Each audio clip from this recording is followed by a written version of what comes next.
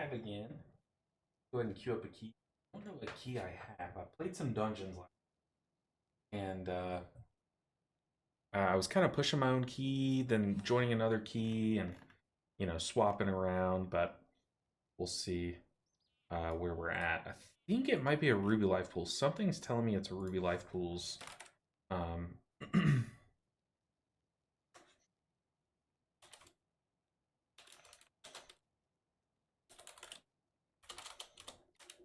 posting in Discord.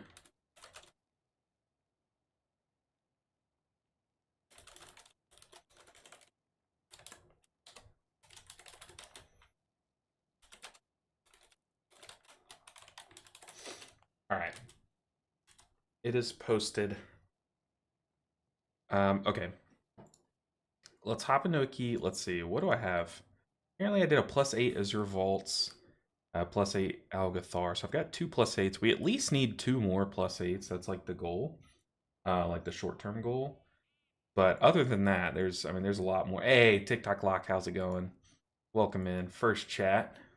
Good morning. Yeah, so we do have a Ruby Life Pools. Ruby Life Pools 9 is no joke. Absolutely no joke. So let me pull up chat. We got 2 YouTube viewers. Sorry about that. All right. We got chat pulled up for YouTube and Twitch. We're going. We are going. Okay. So yeah, I did a little bit of grinding last night while I was working on a video. We got at least 1 dungeon of each done, but I ended up getting some 8s, which 8s I'm pretty sure are how you get mythic track gear. Yeah, so we get 519 from the vault, and so far we're getting 1 piece. But we need at least 2 more 8s. Hopefully we can just slam 8s across the board, which I think we can. Eventually. Mixquizzle, get in here. But welcome in, everyone. It's a Friday stream. These are always super chill. For some reason, we always play our best on Fridays, so I expect to just slam some high-end keys. You know, high-end enough for a pugger. I'm pretty sure there's people out there, like groups that have done like 15s and stuff, which is crazy. But I mean, you have to have like a coordinated group at this point, or just have gotten like super lucky with gear. But we're off to Ruby Life Pools. Ruby is no easy place to be in, so it's going to be a struggle. But we got it. We got it.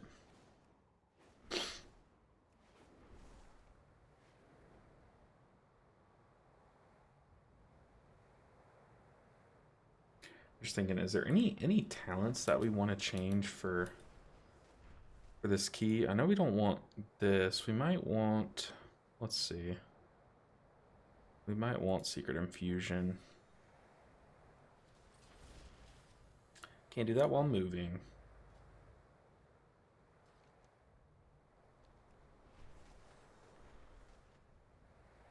One thing that I found out yesterday is apparently there's a couple dungeons that I just never got done at +20 during their OG season. Gotta scoot forward. So like I just don't have the portal, the teleport to it, which is like super troll. Like I thought I had all the teleports. We have a Lust, yes. We have a B-Res. We might want, let's just get a D8 or DK in here. It'd be super fun.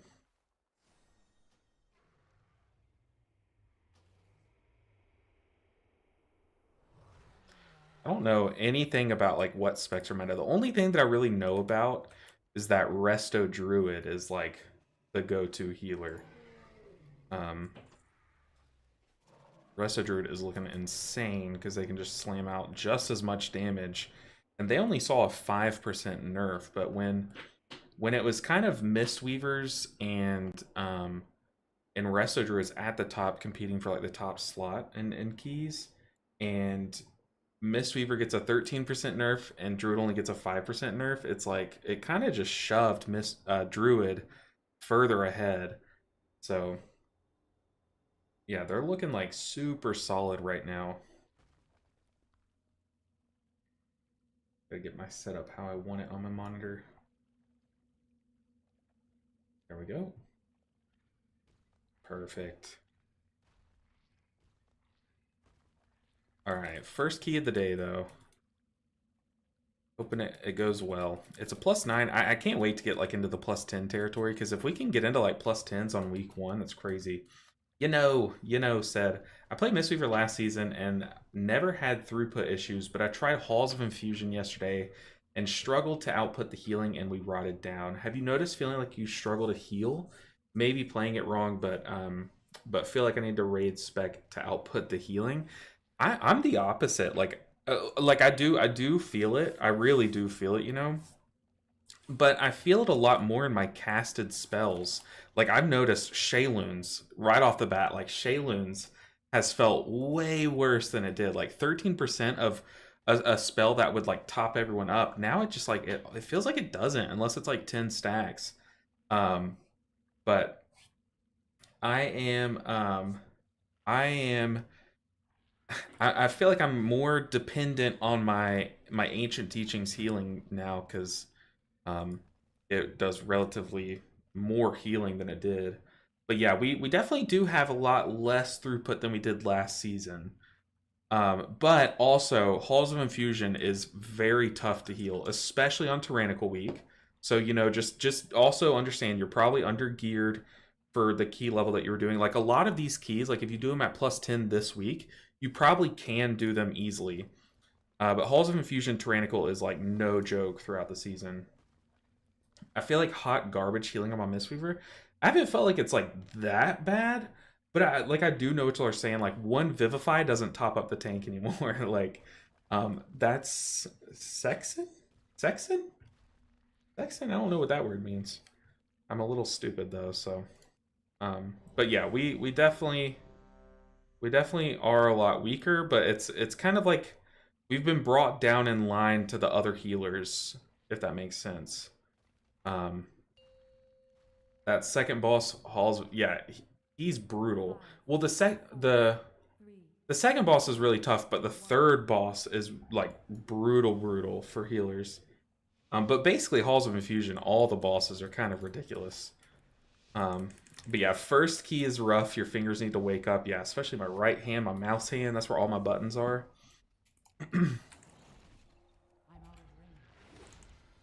But yeah, things definitely hit a lot weaker than they used to. But so what I'm saying is I rely more on my maintenance healing to kind of carry a little bit longer than I used to. Whereas I used to always kind of like Vivify on cooldown with the Vivacious Vivification proc. Now I kind of just, sometimes I'll sit on that proc just to get more kicks off and stuff. I don't know if that's right, but it's felt like it's kind of been better for me. Oh, also, I've been having to life cocoon the tank a lot. Like, there's a lot of tank busting mechanics this season. And, yeah, it just feels so good to just make sure your tank is safe. So I've almost been life cocooning the tank on cooldown whenever I do these keys. Which, once again, I don't think is, like, the most correct way to do it, but it's felt good. It has.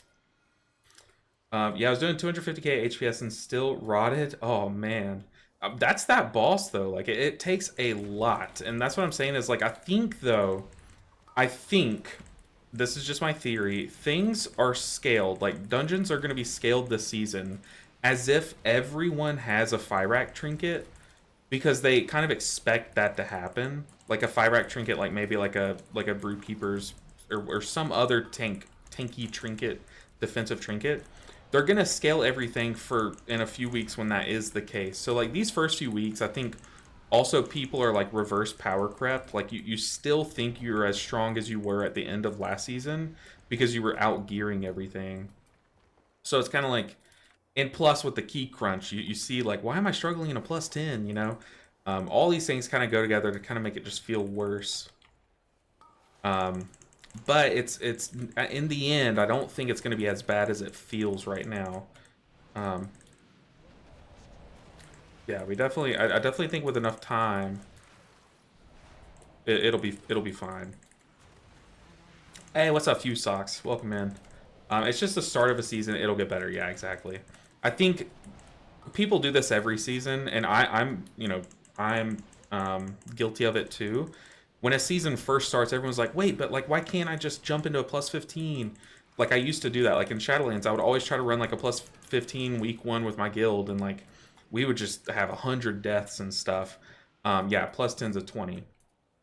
But oof. But it's just, I mean, it's just how it scales. Like we are at the week one of a season, you're gonna get a lot more gear to deal with these keys. But yeah, also, like I have to keep saying that Halls of Confusion is tough. The tough dungeon. Isn't 10 like an 18? People say it's like a 20, and I think that's more right. But people also say you can basically like double the key number, and it's what it is last season. I don't think that's right. I think there are certain like checkpoints that you can like relate to each other, like a 10 is a 20 and stuff like that. But it scales off of that. It's kind of like in this is a horrible analogy, but like you know how if you're looking at temperature and you look at like Celsius versus Fahrenheit, there's a couple numbers that relate, but then everything around that kind of just like scales in a different way. You know what I mean? Like you kind of have to adjust from there. I think that's kind of more reliable of a way to think about it. But y'all know I'm always pulling out these random analogies. It's just how my brain works. Because, like, for example, a +2 last season does not feel like a +1 this season, I'm pretty sure. Like, you know what I mean? Because of how they wanted Mythic Zeros to be deeper than they were. Sea Star and Fyrax still died. New season blues, I guess. Oh, yeah. Well, yeah. Also, it's just it's different because like toward the end of the season, like all 5 players, well, 4 of 5 players are probably gonna have Fyrax equipped and stuff, and your tank's gonna have like a cheap death and then like an OP tank shield trinket. I don't know, but like everyone's gonna kind of scale up as the season goes on. So it's not just you; it's kind of everyone and everyone across the board. Just imagine that key though. You know, but imagine that key, but everyone has 5 more item level. Just, you know, more main stat, more verse, you know, like, plus, people forget, like, week 1, just think of how wonky your secondary stats are. Like, I think the 3, like, of the 3 pieces I've gotten so far, 2 of them are, like, main stat mastery, you know? So, like, as the time goes on, like, all these things are going to be more optimized, including people are going to be able to get more verse and stuff, so...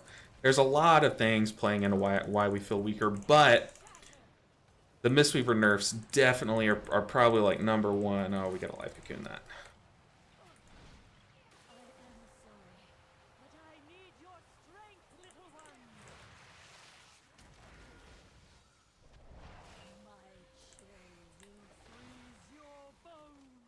Let's just get this cooldown back. Getting a little off-heal help from, felt like the...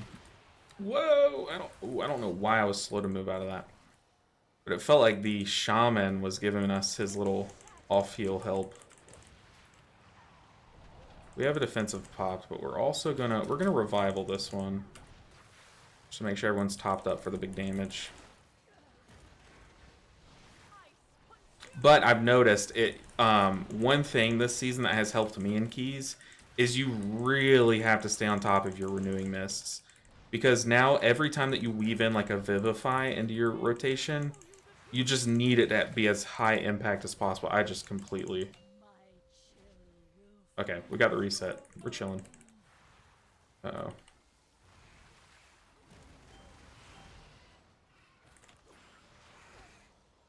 Like, you need to like play as...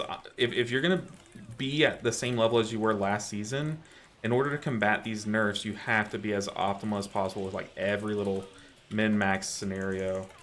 And one of those things is just like keeping your renewing mist flowing. Oh lord, someone's dying here. There's no way.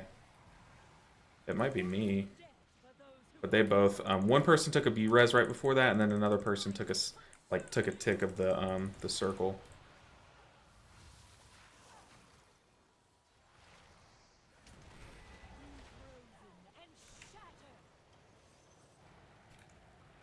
Ah, we took a tick this time.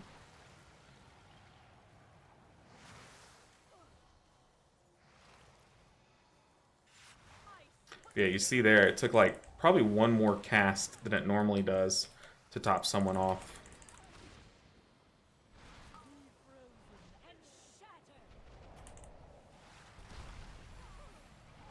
See, these people taking one tick of that does not make it easy. It just makes it so hard to heal.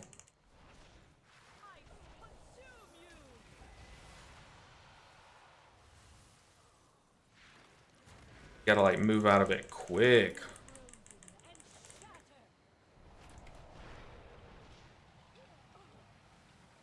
Shayloons. Where the damage hits. Nice. Also, I keep bringing up like, oh, also this is probably playing against you. But another pretty major thing playing against you. Also, is this guy not gonna release? Another thing playing against you right now is just people aren't as familiar with mechanics. So you're gonna see people taking a lot more avoidable damage. See, like right there, you can release in this room, but this guy just doesn't know that. So like people just don't really know like what's like a you have to move out of this mechanic ASAP kind of thing. Let me catch up on chat while we fly up. Done a few 10s, just so much harder this season. Yeah, it is, but we still haven't gotten our first vault loot and all that. Yeah, all Halls of Infusion bosses make you move out, so it's more healing getting lost. Yeah, it definitely sucks. Just how much you have to move, brother, my brother. It definitely sucks how much you have to move this season. Should we revival? Let's just try it. I know it makes you take a lot of damage, but I've been wanting to test that. There's one thing I was afraid to do on the PTR, and I've been afraid to do in these Ruby Life Pools keys I've done so far. Yeah, every time you have to move, that is a lot of healing lost. That's also kind of playing into the fact of why I think it's so good this season to rely just super heavily on. We're gonna life cocoon that guy. On your like fist weaving. We're gonna Shayloons just to top up this guy, but look at how little that Shayloons did. But I mean, a lot of Shayloon's gift was getting lost to overhealing before. Stay with me, friend. But look at how little these Vivifies are doing. Ugh. But once again, we are in a +9, and I am still in the 490s. I am 491 IM level, so I can't expect to be cranking healing. We're definitely punching above our weight.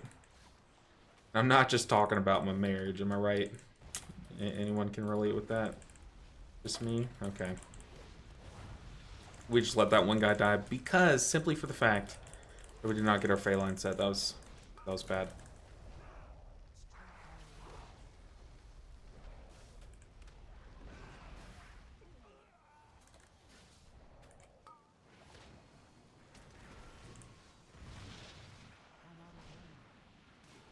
Also, I lean on Expel Harm so much this season, just because it's just such a good way to top yourself up, and then your casts feel a lot better when you only have to cast into like 2 people instead of 3, you know. But yeah, there's a lot of things working against us. Long story short, time will make it get a lot better, I think. Enough of that.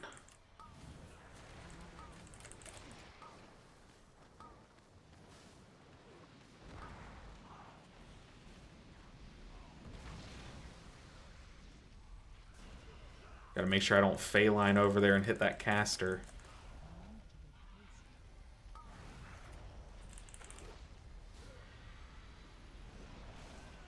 And it feels so good though to be back on the Mistweaver.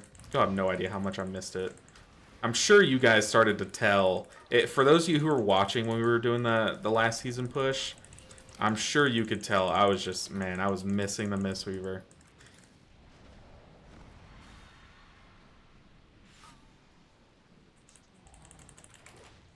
Pretty sure if you put the burnout on stairs, it just doesn't clip you. You can kind of like stair cheese it. I feel it more in raid. See, and that's the thing is my guild is taking this season off, so eventually I'm gonna join like a probably like an AOTC push group or maybe like a chill mythic pushing raid. If y'all's raids need a person and y'all raided a good time, hit me up. But yeah, I haven't felt it in raid yet. I have not done any raid testing, if I'm being totally honest. But I can only imagine it does hurt a lot because basically everything that got nerfed, it's all of our raw healing. So well, that was weird. My Phaline went on top of this little mailbox thing. And basically everything that you do in raid got affected. Whereas in Mythic Plus, I'm pretty sure, correct me if I'm wrong, but I'm pretty sure Ancient Teachings, things that scale off of your damage done, did not get hit. We're gonna GG. Because how Ancient Teachings number is calculated is it's literally just your damage done times 1.5. And they didn't nerf our damage, right? They did nerf the healing that we do, but the healing isn't figured by our healing modifier from Ancient Teachings, right? Yep, it's scaling. I'm still using Coagulated Trink. I'm using any trinkets that I got this season. Okay,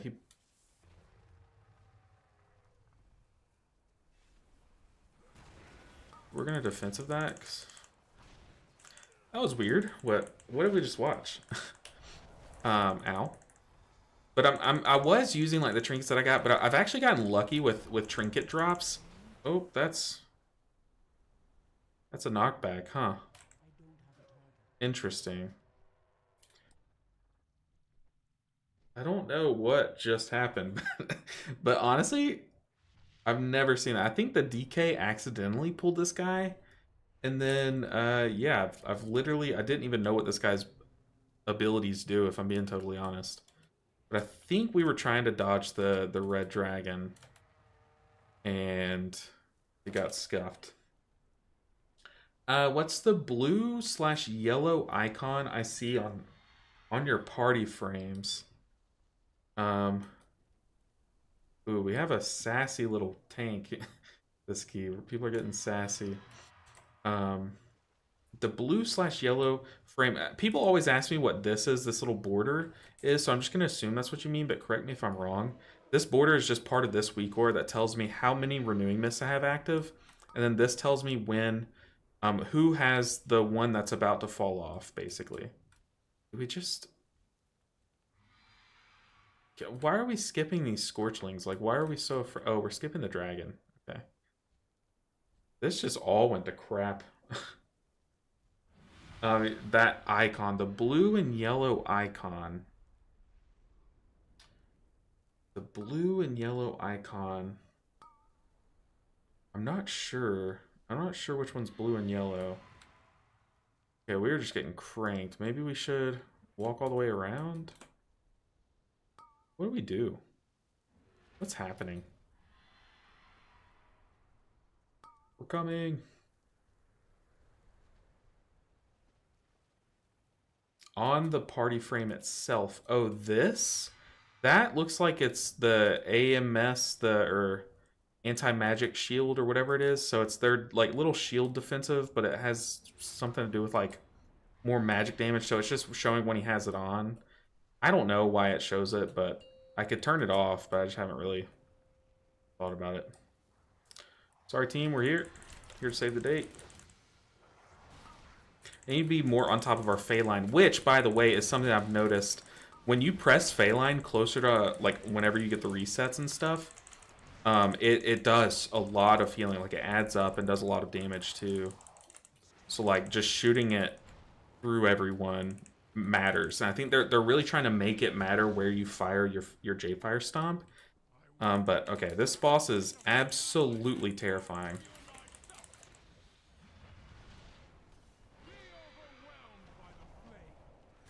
We want to stand like right here. Yeah.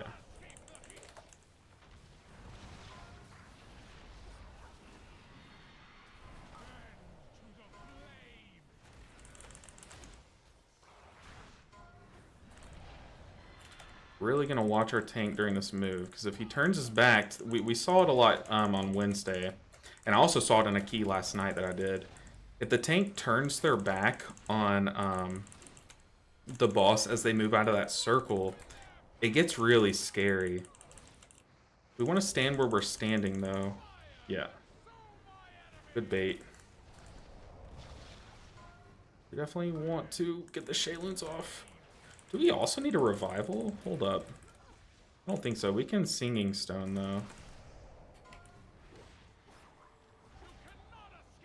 Good boulder bait before this move, and the boss was locked into bouldering, so tank took no damage. We have Chi-Ji coming off here shortly. I think we want to pin the ad like on this side where we've been pinning him. Okay, so apply these Renewing Mists. We're going to pop it offensive for this Inferno. Rip the Blackout Kicks as soon as that damage comes off. I'm keeping an eye on the tank, though, because that Searing Blaze, or whatever the tank mechanic is, it really can hurt the tank, but this tank's doing an excellent job of tanking this boss. Oh, that was a horrible bait, but I kind of was forced to do it. So I think I want to stand right here to bait the ad. But I did put us in a pretty rough position. But we have Fort Brew. We're going to go ahead and pop it when the ad spawns. We got a good boulder bait. And a Shayloons. Ah, oh, damn. Let's keep the Paladin alive. Maybe they can get a B-res off. No. Oh, dude, the tank just got clapped. Oh. Maybe if I would have timed my Shayloon's gift better, they would have been okay. But yeah, dude, this boss cranks tank damage. It's unreal. It looks like our tank is gonna... might be done, but oof. But we don't bring anything to the group, so why wouldn't you bring a druid? We bring a lot. We bring a ton. If you're talking about a Mythic Plus group, yeah, you're probably right. But we do have a lot of AoE crowd control, like a lot of useful utility. Monks do in Mythic Plus. We also bring 5% physical damage, which is some amount of damage, but they do bring 5% verse, which is arguably a lot better. But we also bring like a lot of like AoE, like a lot of buffs. Like Generous Pour is pretty good Mythic Plus, and Close to Heart's pretty helpful. Yeah, it looks like our tank kind of rage quit there. I couldn't stand this boss back then. This boss is really easy once you kind of understand to like space. Like you have all of this platform to pull the boss, you know. And once tanks kind of realize they can move out further, it becomes a lot easier and a lot less claustrophobic. But also, this boss nails tanks, like absolutely no mercy into tanks. But honestly, that's okay. Look, the tank gave up. He's still living in last season, it looks like. So,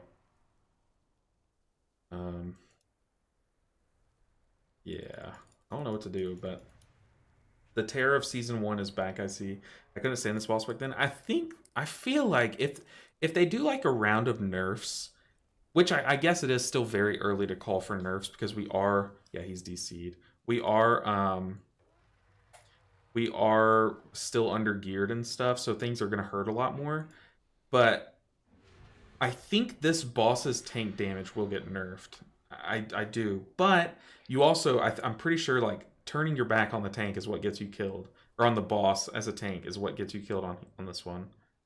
I mean, we were fine. We were honestly fine other than that. What are we doing? Let's just work from the bottom up. So knock out offensive. Let's jump in. I love this dungeon because it's pretty hard, but can be easy if done well. Knockout 8. Put me in, coach. But yeah, our item level's still pretty low compared to some of the item levels I've seen on people. I've seen like 500 plus. Ours is still 491. Yeah, like I was saying, I've gotten 2 trinket drops, one from the world quests and then one from a dungeon, and both of them are kind of low power. Actually, like very low power, especially the world quest one. It's like, it feels horrible. It feels like a bad trinket. So maybe it's worth the item level drop, just swapping it out for one that's better. Like my pips with leech would be good from last season, but honestly, I think item level we just have to kind of push up so we get invited to groups. I mean, we could just run back the 8. honestly. But I say we get into one. Ooh, an 8 Brackenhide. Where's our Brackenhide? Done a +6. You want Knockcode or Ultimon? Knockcode or Ultimon?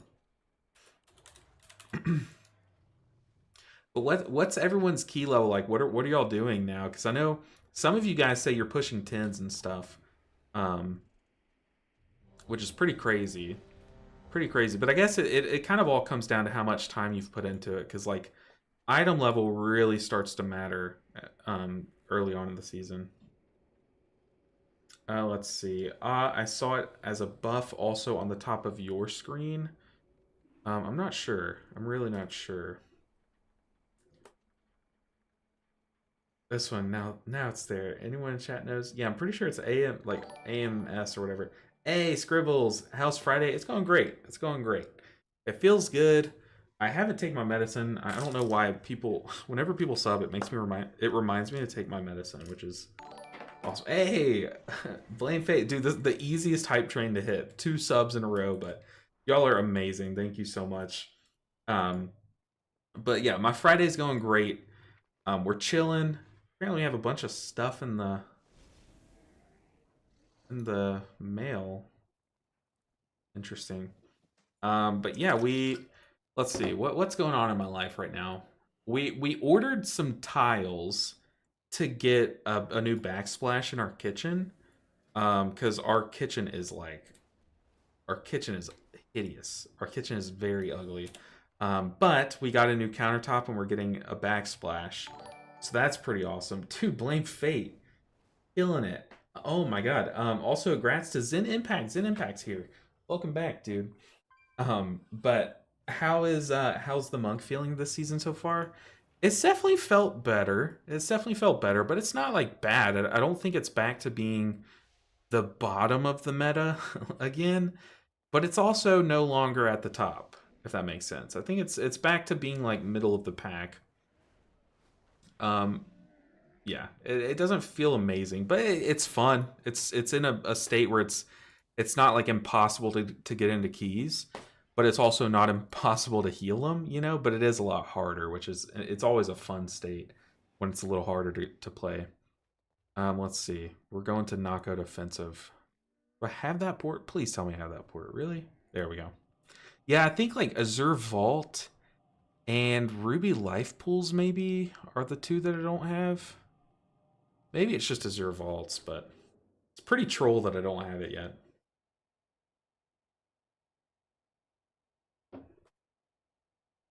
But speaking of portals and like getting your ports, do y'all know what the new key level is? That you have to complete a dungeon at to get the portal. Where did this take me? Because with the key squish, do you just have to do a +10 to get the portal, or how has that been affected? Yeah, I was gonna main my monk for the season, but switch gears last minute. Still have enjoyed playing Mistweaver in my free time. I think what I'm gonna do is I'm gonna be playing my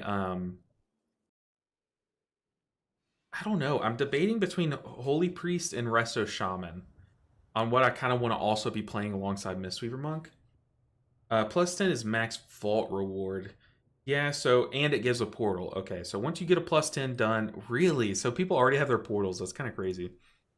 Which we could do if I had more time to play it.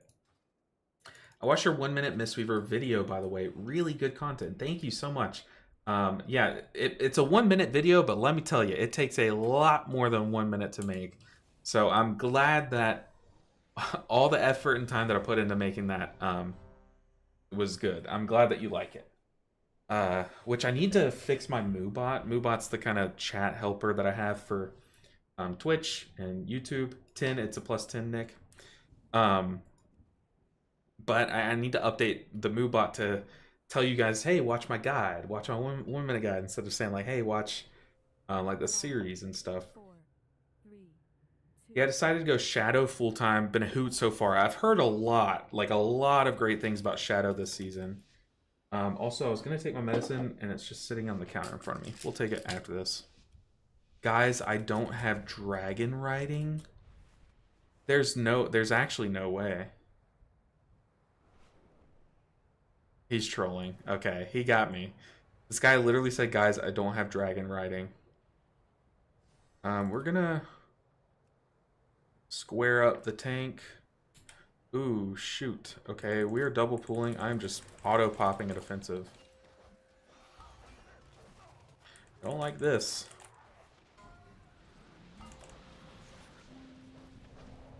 Well, we did lust, so it's not like the worst thing. If we get a reset here, we can, yeah, we can go ahead and do this. We can pair this guy, because he's kind of just wailing. We can Chi-Ji. Life Cocoon. Thanks. Spell harm that damage. Keeping on the Pain Stomper, whatever this guy's name is, because he has the kick. He has the kickable cast. We need 2 Shayloons, though. Hopefully that doesn't hit us. Yeah, we're good. And look at that. We did get hit by the cleaving strikes, which we need to be a little bit more careful of. Because that, if you take a cleaving strike, that plus shoot damage can, like, one-shot you. I guess two-shot you, but, like, instantly kill you. Also, I need to figure out if there's a way, maybe you guys know, is there a way to fix it in your UI to where instead of the blue square being beside his name, it's above his head? Because I don't know what I did to change that, but I miss it being above their head because it's a lot harder to tell where your tank is now. Kick the Rally the Clan while also trying to boot things closer. Oh, friend, I don't have anything. Oh, I have my trinket, though. Got a Singing Stone save. Ah.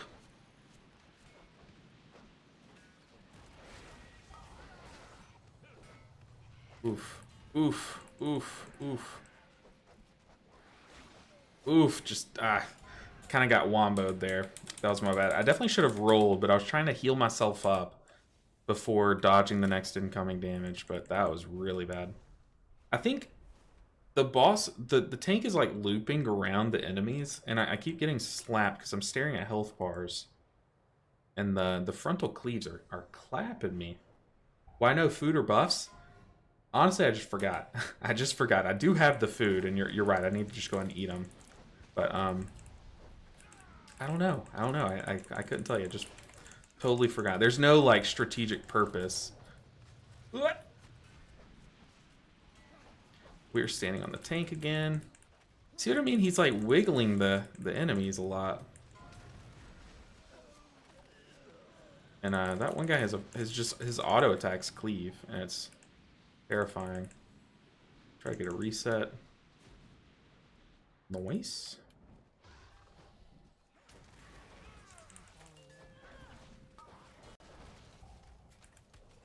Kick the rally. I guess we could, I mean, we could Chi-Ji this.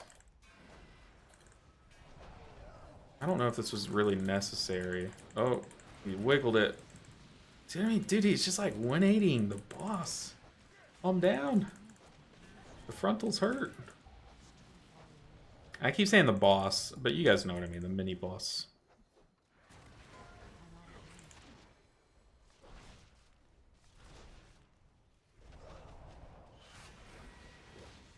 Yeah, me and the warrior are just taking slaps left and right. Food, you are absolutely right. I just don't remember where it was in my bags. Hey, if you can find it in my bags, I'll eat it.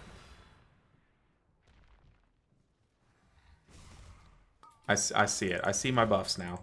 I'll get it after this boss if I remember.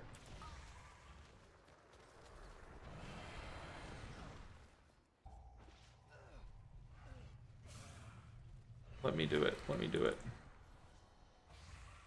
I guess it does make sense to let the hunter do it. Well, I mean, it makes sense to let me do it, but if he's adamant, we're getting eruption, Cass. Okay. Maybe we just let the hunter do it.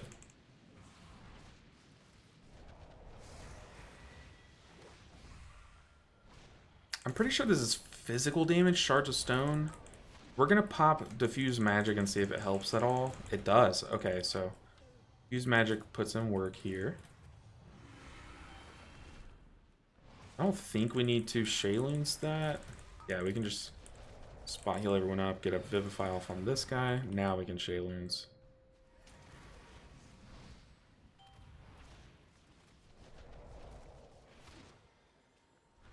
Hunters, I remember in Season 1, this was the Season 1 dungeon. Hunters loved doing the crossbow, just like how I love doing the crossbow as a healer, because it makes you feel like useful. Like, Hunters don't really mind doing it. We're going to pop Chi-Ji before the damage. Hunters love having, like, a role, you know? Just like Hunters love that they have, like, a raid buff now. So he's out there. As long as he's out there, I'm fine letting him do it.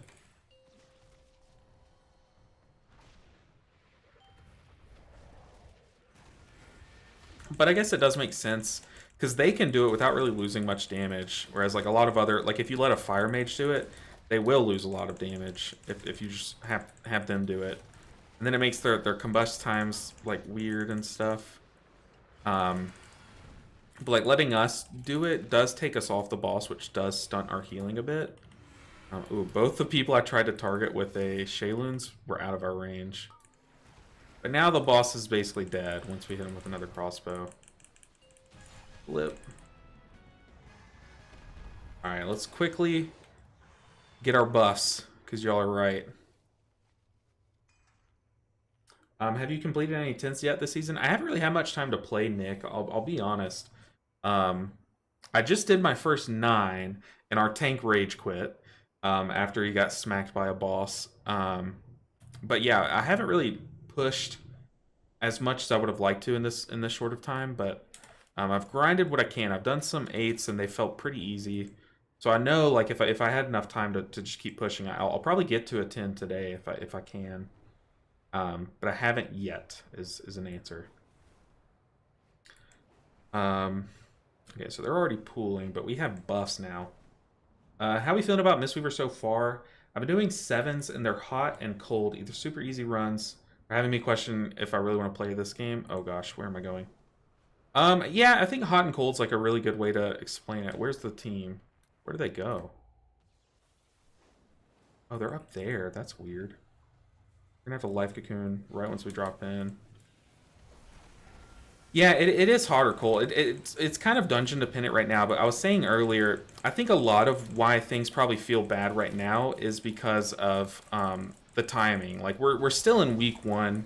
Not just you, like, you aren't just under geared from what you're probably doing, like the content you're doing, but your whole group is going to be under geared, meaning that everyone's always going to be taking more just damage, like constant damage from stuff, but also big boss slams are going to hit a little harder because people don't have, like, their secondary stats where they want them. Like, their verse probably looks lower than they want it, you know?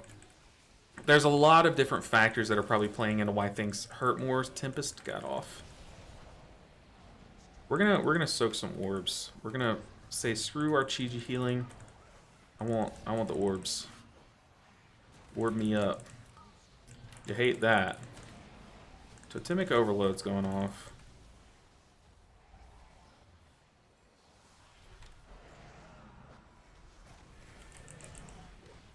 Yikes. See, like, a lot of it just comes down to, like, a lot of damage is coming in right now from casts going off and, like, people just not being as familiar with some of the mechanics and stuff. We're gonna defensive that.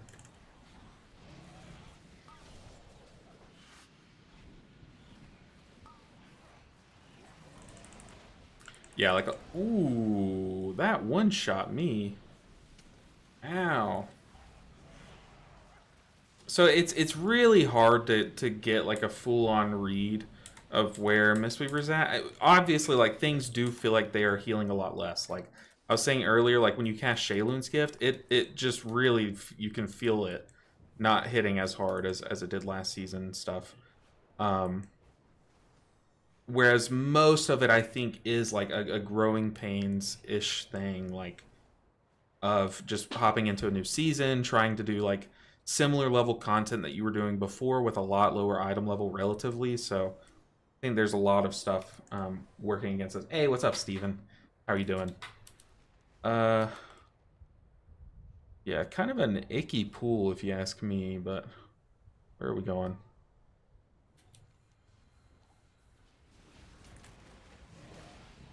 Ugh, I gotta sit up in my chair.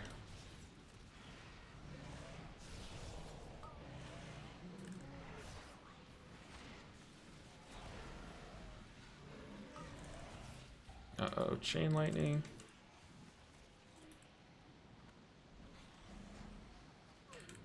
Under strike, he died right before that cast went off. Very nice.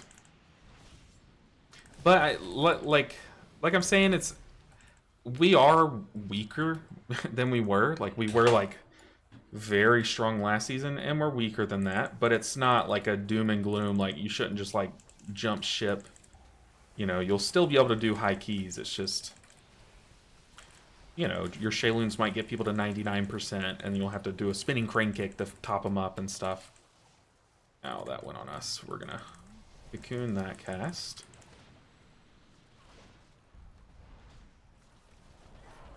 We didn't really have to kick that one because we had cocoon on us, but we don't know how much of cocoon we have. Where to, Cam? Yeah, he pulled him in like the backwards order from what I'm used to. Definitely gonna Totemic Overload. We're definitely gonna Chi-Ji this.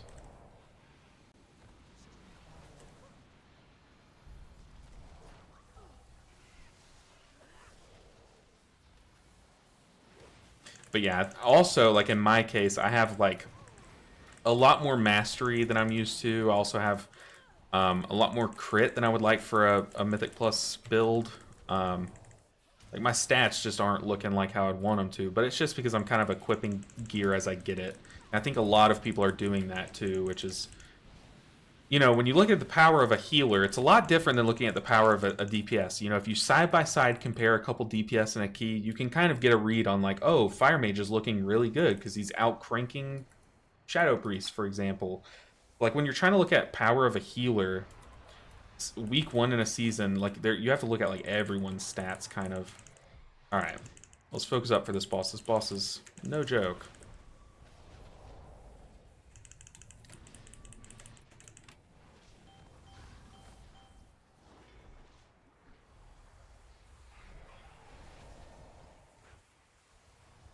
It's like I just ripped 2 Vivifies into the Hunter, and honestly, it didn't do that much.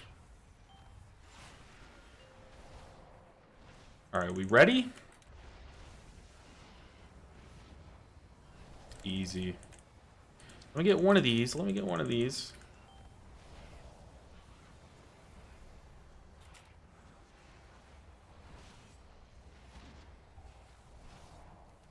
Oh, we're gonna have to top up the friend over here really quick.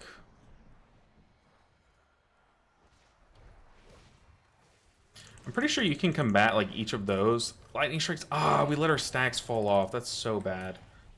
We are like in a race now. I need to make a better weak aura than that.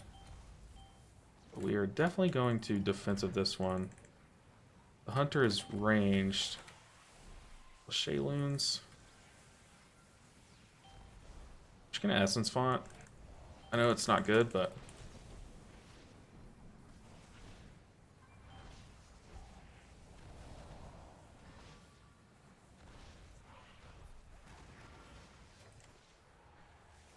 cycle our defensives. We have Chi-Ji, but I really want Chi-Ji during the big phase. Let these get a little closer, and we'll pop it. Electrical Storm, we're going crazy.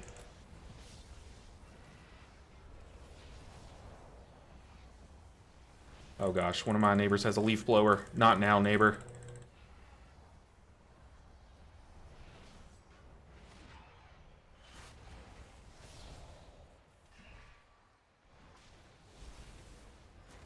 Whew.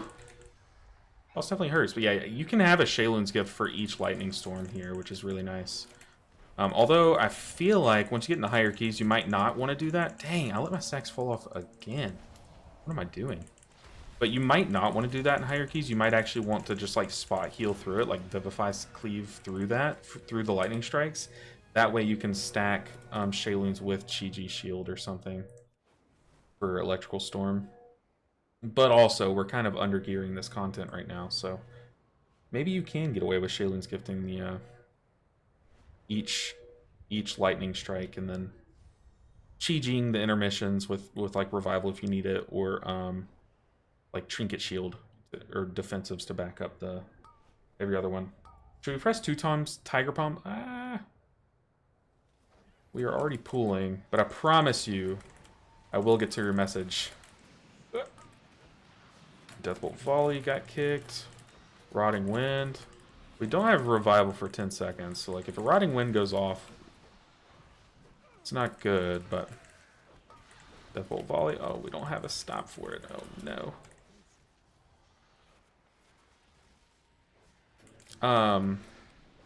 But to answer your question, I guess I can just be talking as if I know what your question says, or I can just wait 2 seconds and kill these guys and read it. Or was it, should we press 2 times Tiger Palm and Blackout Kick, or just spam back Blackout Kick until Rising Sun Kick procs? Okay, there's kind of a more complicated answer to this, and it's hard to fit in a 1-minute guide, but I do plan on kind of touching on it when I make a full-length one. But like, if I Rising Sun Kick, it has, with my current haste, it has a 9-second cooldown. So if I were to then just rip a Blackout Kick and a 3-target cleave, I would have an okay chance of resetting there's a lot of damage going off. I would have an okay chance of resetting the Rising Sun Kick.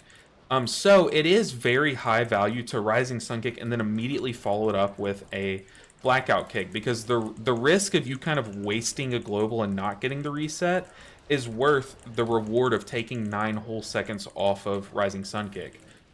So yeah, it's totally okay, and it's actually pretty worth it to rip a Blackout Kick, cleaving on 3 targets right after you Rising Sun Kick to risk like a lottery win, like 777s, like getting a full Rising Sun Kick reset off of its timer. Give me the reset, nice.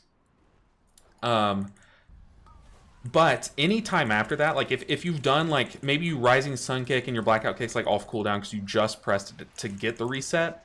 If you Rising Sun Kick and you do like 1 or 2 globals, and then if you're asking if you should rip a 0-stack Blackout Kick, at that point I would just stack it up 2 Tiger Palms, because it's just, you get a lot more value from doing both Tiger Palms, or like getting 4 stacks of Tiger Palm and then ripping the Blackout Kick. It increases your chances like a lot of getting the reset, but 2, you're also just playing more efficiently of your rotation at that point, because you're not playing around RNG, you're playing around just how much extra free spells you get from pressing Tiger Palm, Blackout Kick, as opposed to just Blackout Kick. So what you'll see me do a lot of times is I'll Rising Sun Kick and then I'll Blackout Kick, trying to get the reset, but then like since now, after I Rising Sun Kick, my Blackout Kick still had a second on its cooldown, so I went ahead and double Tiger Palmed, because it's just high value. So like there is a lot more nuance to it, but a good general rule that I'll probably put in my full-length guide is, if your next global after your Rising Sun Kick is a 0-stack Blackout Kick, that's fine, because the reward would be so high if you got the reset. However, anything after that, it's just worth it to just double Tiger Palm. And if you're asking, should you ever like fire off a 2-stack Blackout Kick instead of a 4-stack, I mean, it's fine. It's still high value. You're still getting free stuff, basically, like free spells. However, it's just, if I were to draw out or sit down and write out what you get from, okay, let's just do it. I guess since I'm yapping, I might as well yap about it. If I just press Tiger Palm once and then Blackout Kick, and I have 3 targets, I'm gonna hit Tiger Palm. It's gonna hit twice because I'm on my Fey line. So that's 2 Tiger Palms, and I've pressed 1 button. And then if I have Blackout Kick while just having these 2 stacks, that's gonna hit 3 targets twice. So that's 6 Blackout Kicks, and right. Let me just make sure. That's 6 Blackout Kicks, 2 Tiger Palms, from 2 buttons. But if I Tiger Palm, Blackout Kick, that's 4 Tiger Palms, and what would that be? 15. Oh, so it would be 2. It would be 2 Tiger Palms, 9 Blackout Kicks, versus. Maybe I shouldn't do this. I shouldn't do this live. I'd have to write it out, but I've done it before. I've done like a little graph, a chart, and you just get a lot more free spells. Like if you do like what we would do in like statistics and stuff, where you take like a slice of time stretch it out over a longer amount of time. So for example, if I say like, well, if I do this, press these 3 buttons in this sequence, but then I stretch it out over a 5-minute fight, what does that look like? How much value did I gain? Okay, so they are just stacking under the boss. I don't like that.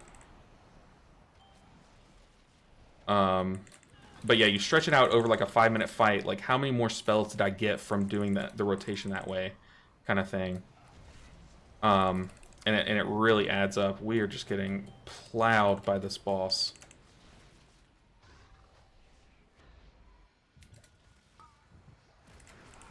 Hopefully that makes sense. I mean, I'm trying here. But yeah, if you do Tiger Palm, Blackout Kick, and you just do that 100 times, versus pressing the same amount of buttons but doing Tiger Palm, Blackout Kick, you'll see after you do it 100 times versus the same amount of button presses the other way, just how much it adds up across like a dungeon, for example. Okay, we are definitely popping a defensive here. So they just stack it under. Is that what you do? I know it's good to stack it, but man, I guess the DH, they did die with both their defensives up, so we are going to Chi-Ji because we're falling a bit behind. But also with all the buffs, one thing that I didn't really get a chance to touch on in the 1-minute guide, with all the buffs to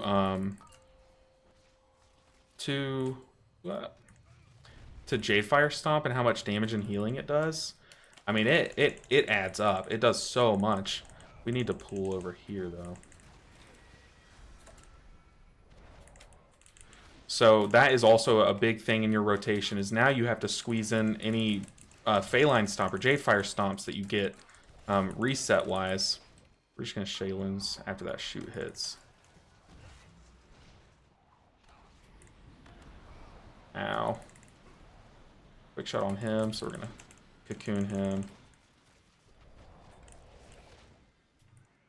Just like you Rising Sun Kick whenever you get the resets. So your rotation looks a lot different than it did like a couple months ago, which is why I know I desperately need to update my most recent like Mythic Plus guide.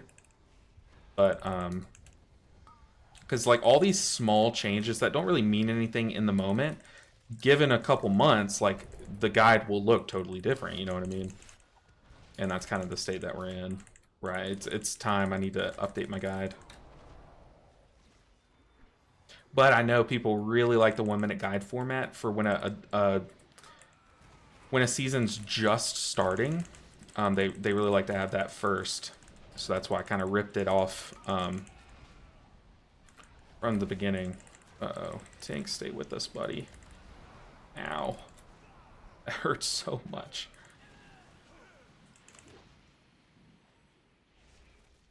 I have dampen. I think I'm gonna dampen if I get targeted. Oh. Thank God. That boss is kind of ridiculous if you stack those. Whew. Hey, my favorite Mistweaver. How are keys treating you? They're fine. They're fine. All things considered. Thoughts on the monk rework in The War Within? I personally, I love the rework. I haven't watched any gameplay from War Within Alpha. I am not someone who was invited to that, so people are kind of like, hey, when's your alpha video coming out? Unfortunately, I will not be able to make an alpha video, but the reworks look really cool. I mean, adding mastery procs guaranteed to your Rising Sun Kick with a talent is really cool, and also just making it to where Rising Mist is going to be like fun to play again, but also like just a Chi-Ji build will be fun. It is weird though. I'm going to have to see like how good can a Chi-Ji build be in a world where Essence Font doesn't exist in Raid. But I mean, all things considered, like I think all of it kind of adds up to be a net positive, and it makes me excited to kind of try both playstyles in Raid again. Whereas, you know, in every season that I can remember, it's basically been choose one or the other. If you try both of them, only one can work at a given time. You know what I mean? Because I think like season 1 with our really bad tier set. I hated that tier set, but it worked with like Oh, what was it? It worked with Renewing Mist and Essence Font, right? That was our Season 1 tier set, or was that Season 2? Either way, that tier set we were rocking with a Chi build. And if you went like a caster build, it was kind of trolling. And then Shadowlands, obviously, it was like Ancient Teachings all the way. Ancient Teachings, was it like Ancient Teachings plus Yulon is what we were running in Shadowlands? Either way, I'm just saying I'm hoping that it works out the way that it looks like it's going to work out, where... Oh, I must have butt pulled this guy. Where it looks like the door's going to be like open on what we can play, on like all the possibilities. And that's always a fun time to play the game, when you can kind of just do what you want, and it won't be like and it won't... Sorry, my wife always makes fun of how I say want and won't. Apparently they sound the same when I say it, but when you play what you want, and you won't be punished for it, you know what I mean? You won't be like, oh, I'm just playing the worst option, you know. Looks like Monk Button Bloat. Yeah, the Monk Button Bloat is definitely an issue, and I'm glad that it's... A lot of things are kind of being converted into passives, which some of the higher skill cap players are upset about, or have been in the past about that, but I think it's always just good for the general player base, because like a player base can die out. Like, you've seen it with like survival hunters. Like, where's the survival hunter player base? You know what I mean? It's because they just kind of like left these things in like bad states. But yeah, I think it's good. I think it's good to kind of appeal to both parties, like the veteran Mistweaver Monk players and the new Mistweaver Monk players. Like, act like you like treat your changes as if you're trying to grow the player base. You know.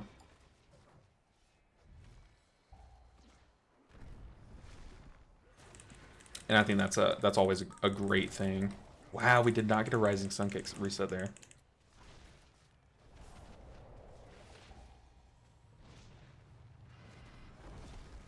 That doesn't hurt nearly as bad as it did on PTR, I'm pretty sure. That did a lot of damage on PTR.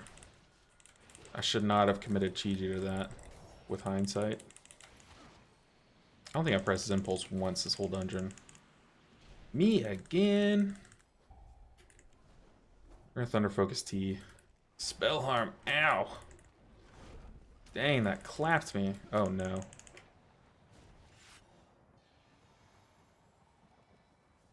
Yeah, we definitely should have had Chi for this.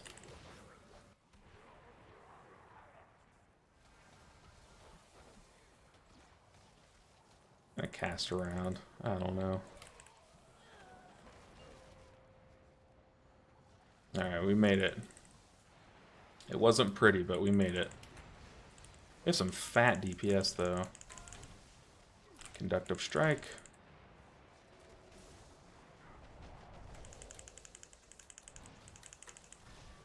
Yeah, I'm so excited to play War Within.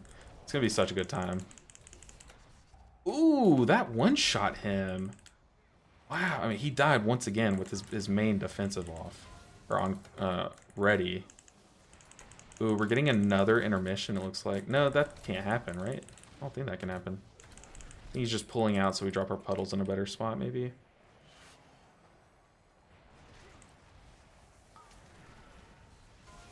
Conductive Strike. Spell it.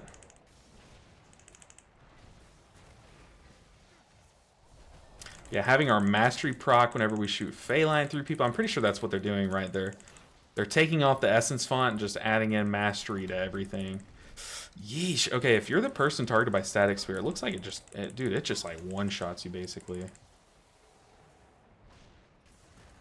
think for this next Static Sphere, I'm absolutely going to... Oof. Chi.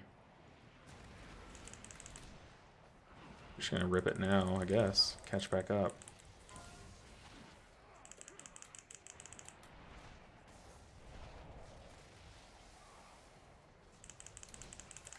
We have 2 defensives. We put our trinket on him. Looks like he immuned it, which is definitely smart.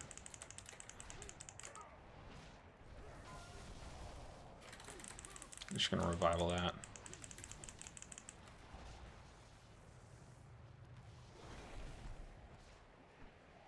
Whoop. How is that puddle all the way up in the sky? Not how puddles work.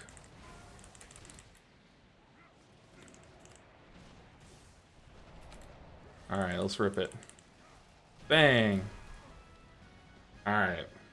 We timed it. We timed a +8. It was not pretty. We +2'd it, though. I guess it's not that bad. What dungeon has been a struggle to heal so far? I had a super easy time. And Azure Vaults and Algathar Academy. Yeah, those are both actually pretty easy. I guess what is it? The first boss of Azure Vaults has actually kind of given me a little bit of trouble. But the last boss, as long as you kill the totems, or the little things, it actually seems a lot easier than it used to be. In Azure Vaults. Algathar Academy, yeah, it's pretty easy. Veximus can kind of cause you a little trouble if you're not smart with your cooldowns, or if people take avoidable damage, but I think the hardest dungeon so far for me to heal has been Uldaman. If you don't have like a bleed removal, it can be pretty brutal on tyrannical weeks. That's why you see me avoiding it. Like, that's why it's down at the bottom. But same with Ruby Life Pools. I think the tank buster on the third boss, the second boss. Are there only 3 bosses in Ruby? That's crazy. But yeah, that tank buster is brutal, like so brutal. But yeah, Algathar has not been tough to me at all. Just finish your 7 specs to 3K series. Did you get them all to 3K? Did I miss the final video? I need answers. I need to go. I need to make that, but there's just so much on my priority list. Eventually, let's see, Bulimic Frog. Eventually, Frog. I promise you, it will be made a wrap up. But no, time called us. Time called up to us. We ran out. But we were able to get 3, which it sucks. But the 4 that we did not get to 3K got close. So it's saying 3 doesn't really do it full justice, but I know I need to close that series out, but it's just there's so many videos I'm trying to work on right now. Yeah, there's just a lot I'm trying to do. But that is on my list, Bulimic Frog, I promise. Try to get into keys. It's sad we're not getting into this. It's probably just item level. But I guess we can do an Uldaman.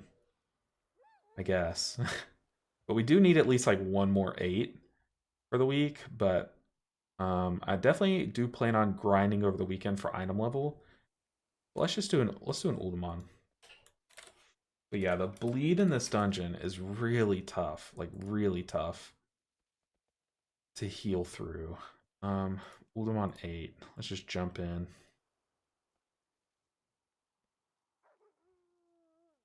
Just made a Discord post about the icon I meant. Still can't find what it is. Let's see. Then ask anything. Oh, was it? Oh, is it Chi Harmony? Oh, it's Chi Harmony. Yeah, it's our tier set. I'm sorry. It's orange and blue. I thought you were talking about other thing, but yeah, it's our 2-piece tier set. Whenever we apply a renewing mist to someone, a full when we apply renewing mist for a set duration, I should say, it comes along with a Chi Harmony buff that lasts 8 seconds on that target. I think it's 8. It might be 10. I don't know. It's been a while since I read this. Yeah, 8 seconds. But they take 50% more healing as long as they have this buff, and then also 20% of the healing done into this buff is stored, and then after this buff ends, it'll pop and spread healing to people. Yes, so that's Chi Harmony. Let's get into another key though. No one likes to watch me just sit here and yap. Uldaman 8, put me in. Ulda. Let's get in there. Uldaman 7. I get it. There has been so much content right now. Just making sure I didn't overlook it. I absolutely love the content, that series especially. It was a lot of fun to make for a while, Bulimic Frog.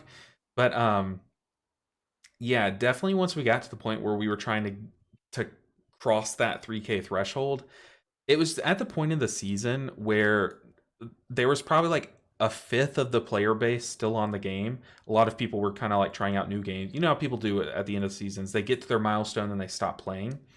So you were a lot more likely to get a group of just like people who were just toxic. So it really got to a point where it was not fun for me.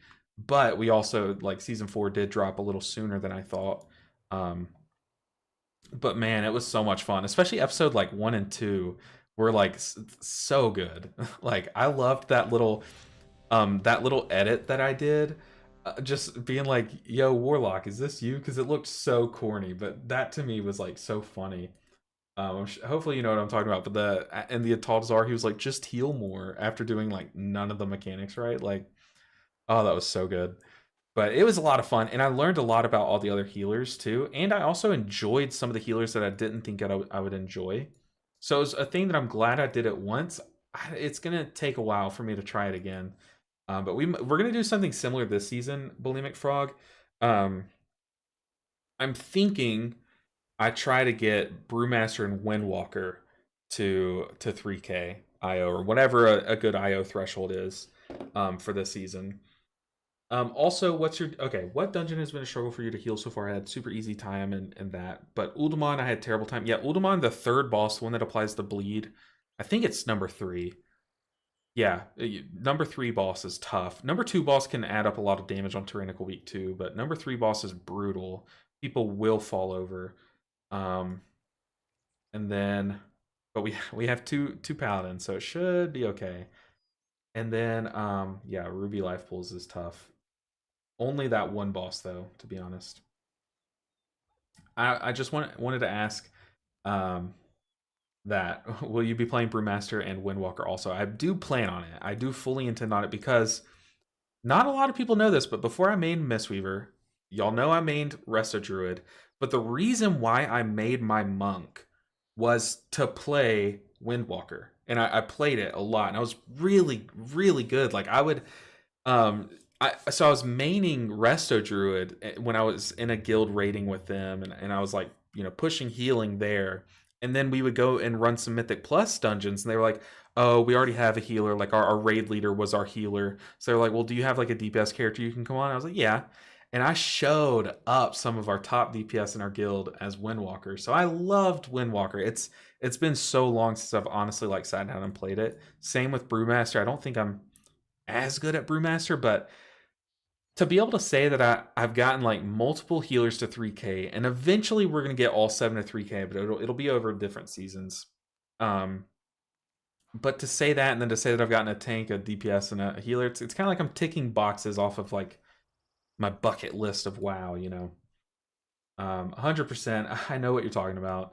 That's been my struggle. I picked up Resto Shaman super late and loved it, but like you said, pugs are toxic. Yeah, and being someone like myself who, even in real life, which by the way I should be TPing to a dungeon, I've been thinking a lot lately. Like I really do not get out of the house because I'm either streaming or I'm working on videos. Like that's it. Like I'm always in this office, and it's hard for me even when I do go out in like the real world or like go to like a card shop and play Magic or something, like when I go out, it's hard for me as a person to kind of like meet new people.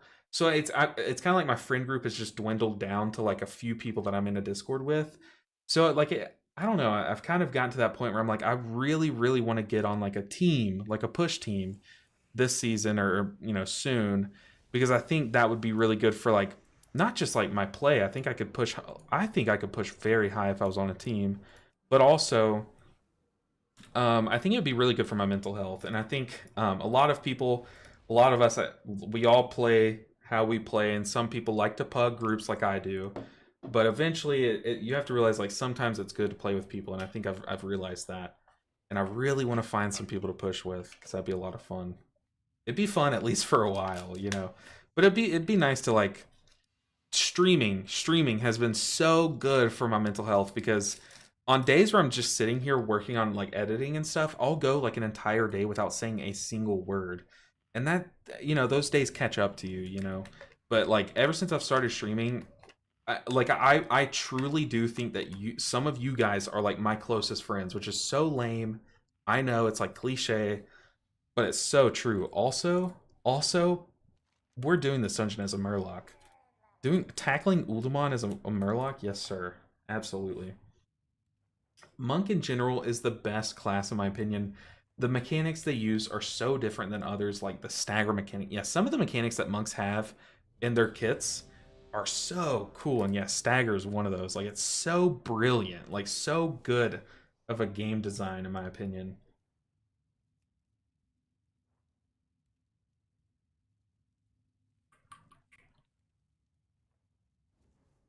Let's see.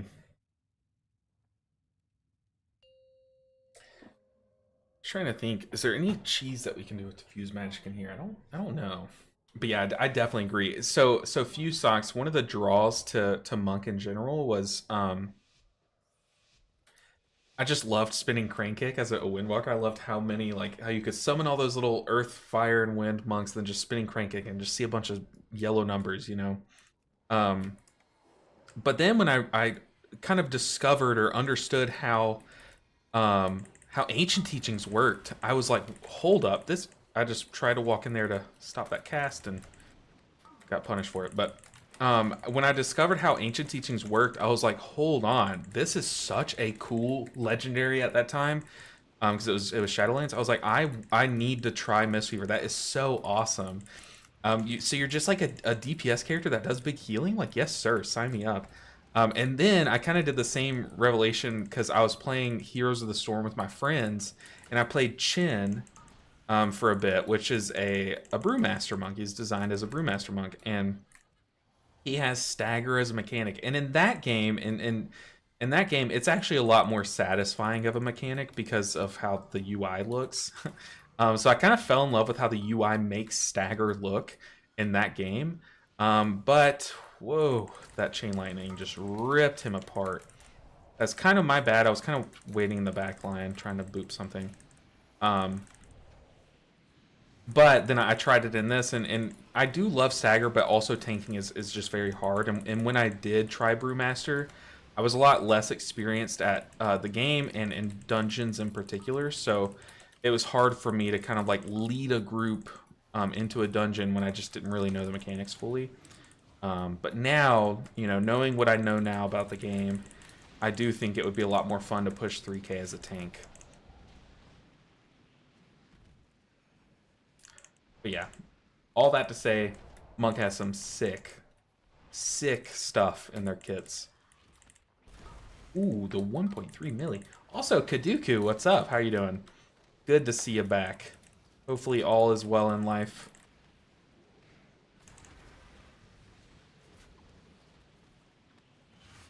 It's cute too how like now that I'm a Murloc, the effect of my spinning Crane Kick is a lot smaller, but I'm pretty sure surely it has the same range. But it's like I'm doing this tiny little spinning Crane Kick, but I'm still like able to hit everything.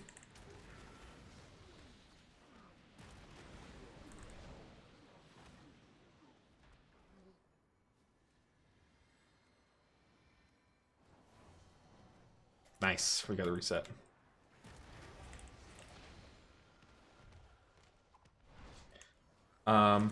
Ooh, we got a nice message. Let's see. Kairu, is it Kairu XT? I'm gonna say Kairu and correct me if you prefer something else. But Kairu said, "What's your take on how WoW has become so skill-based to play versus vanilla days?" I don't know if I'm gonna have the best take, like the most informed take here, so I'm gonna start off by saying that just because I have not played since vanilla. But I've been playing a lot of different games, like semi-competitively in some cases, and then competitively in other cases. So like I know what I've seen this same transition in other games, and I think it's always a healthy change. Also, I didn't finish reading your message. I know that there's more to it. I promise once we get done with this fight, I'll come back and make sure I'm not just yapping about nothing. But it's normally like a good change if you're looking at like the longevity of a game. Like games kind of need a competitive sphere to be popular. Like games, unless it's like a single target or like a specifically like, or not single target, a single player or like something like Minecraft, you know, unless it's designed without PvP in mind, then it's okay to kind of keep it 100% casual with like maybe like minor skill involved. But like in games like WoW, if you want it to be long term, you either have to make patches come out very frequently to make stuff new and fresh, which is not practical from like a game design standpoint. Like, you know, games can't completely change the content that often, you know. So in order to keep it like fresh, you have to kind of make it to where people can like push on leaderboards and stuff, and that's great for the longevity of the game. Even though it is kind of like unfair to the casual player base, not unfair, but it's kind of like it doesn't favor them as much. But as long as you don't completely shut them out, I think there's nothing wrong with doing that. Do you think it's harder for new WoW players who begins in alpha to become a good WoW player? I don't think it's hard to become a good WoW player right now. If you were to just start today, because I started in Shadowlands, and I mean, I am happy with where I'm at in skill base. I don't think I'm like, obviously, I don't think I'm like perfect. Still have a lot of room to grow, but are we just staying boss? Yeah, we are. But I'm happy with where I've been able to get in the short amount of time that I've played the game, you know? Let's see.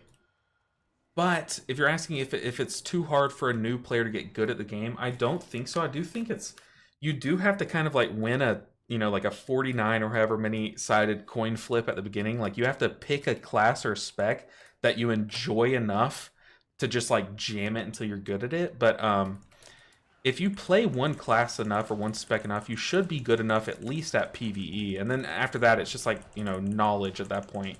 Getting good at, or knowing like what certain classes have in their kits and stuff.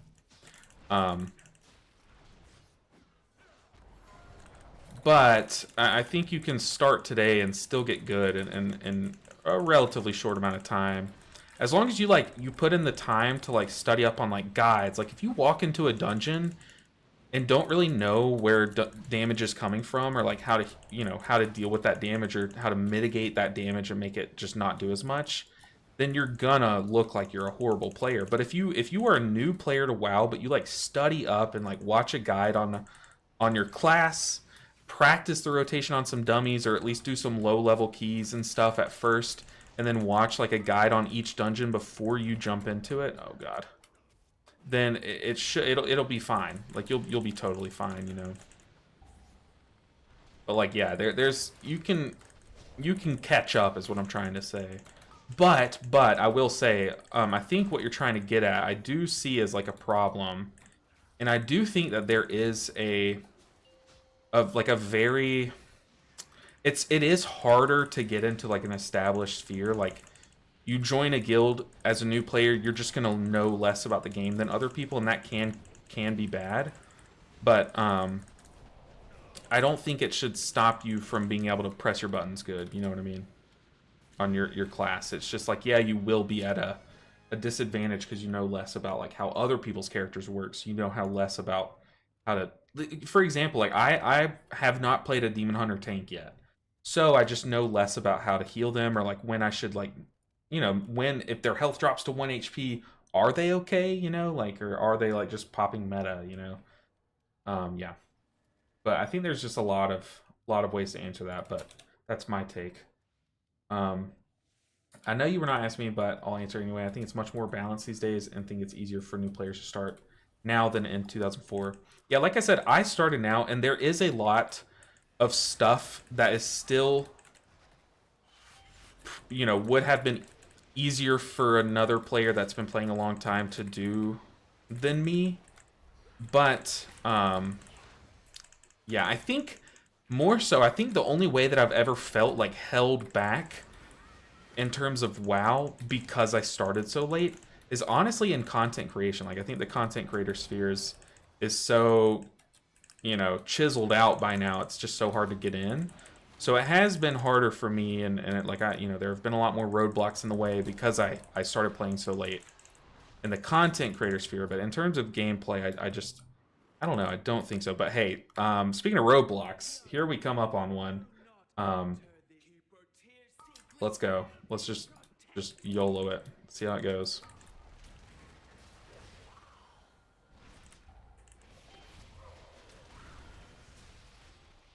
Gotta be really on top of our Renewing Mists and our Vivifies. Earthen Shards on us. We did not get our reset, but...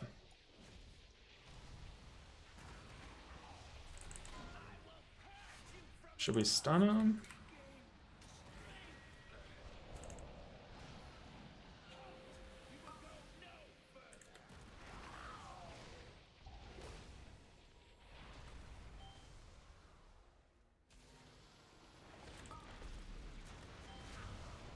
On Dalt. Weird Dalt. I gotcha. Let's just spray into him. With this Crushing Stomp. Nope, nope, nope, nope. He popped his defensive after that damage hit, which is not ideal.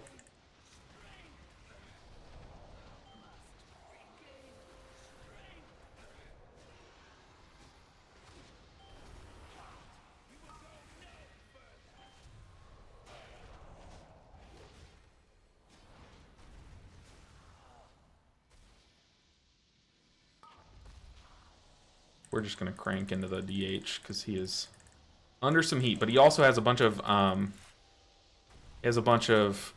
paladin buttons on him right now, so he's actually kind of fine. They've been opting to just manually stun him instead of walking him over orbs, which is kind of funny to me.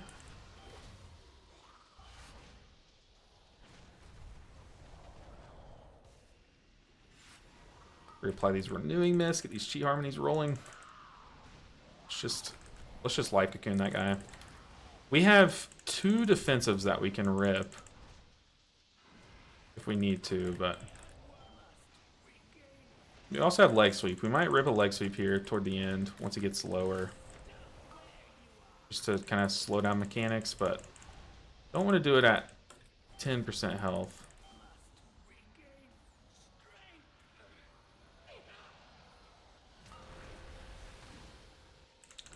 Hell yeah. Oof. Ah. He should have popped him an immunity there. That bleed was chunking him. That isn't exactly true. It really depends on what you started with in vanilla. I also think there's just been changes in gaming in general, where games are becoming more complicated because you can't just like get away with like releasing like a very simple like run down this hallway just clicking one button thing anymore. You know what I mean? Like if I don't have a good example of that, but like if they were to try to release one of the like Pong, you know, just take the most extreme example, Pong versus WoW. You know, like if you try to release Pong nowadays, okay, granted Flappy Bird was a success like a couple years back, but you know what I mean? Like games just need to be a bit more complicated, a bit more engaging now. So like just gaming in general probably has that going on, but I don't think it's like a WoW specific thing is the point that I'm trying to make. Let's kick that. Let's ready with CC on these guys. But I think we're just spinning Crank Egg here. Watch the cleaves. Yeah, I need to fix my my UI. Ow. I need to fix my UI because of where it's putting the like markers that I put on people. So I cannot tell you where the tank is because of my plater profile. I think it's my plater profile that I need to fix. Okay, so that's where the tank is, because that just cleaved me.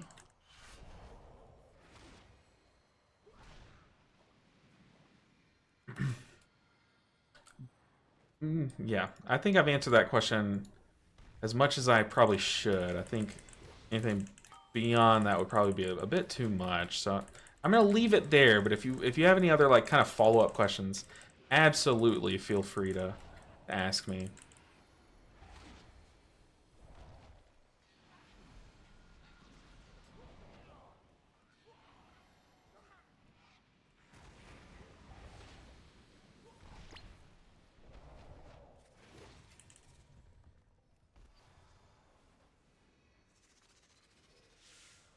Let's sip up on mana. Oh man, y'all are popping off in chat. You see, Karui, I'm gonna say no, Kairu, my bad. Kairu, that was such an excellent question because just look at how much you just engaged my chat. Like everyone got in on that. So that was such a great question. And like as a streamer, like questions like that, like I love, even if I don't like, I probably don't have like the best way to answer it myself, but like I'm sure someone in chat just gave you like the best answer. I bet I haven't read it yet, but I know it's there because my chat is usually pretty solid. So yeah, questions like that are always welcome, and I appreciate it. It's only DPS, DPS, DPS now these days. No one takes the time to teach someone or even to communicate at all. Yeah, I mean, especially, yeah, I guess like if you get into a group, that is one thing that I've heard, like some great stories about old time WoW, you know, is like you used to get into like a dungeon and that you'd have to get into by the in-game chat, like instead of like a dungeon finder. And you get into the dungeon, like everyone was so willing to help and stuff. So that is something that's like different, I'm sure, but I can't really speak on that is kind of my point. Uh-oh. Kind of in a horrible spot. We need to work our way back over to the other side of the boss. Uh-oh. Can we get this reset? Nice. I am just sticking with the pack.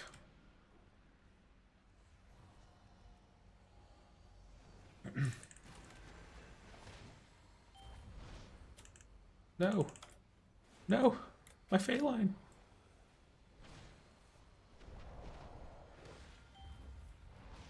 This group is like really strong.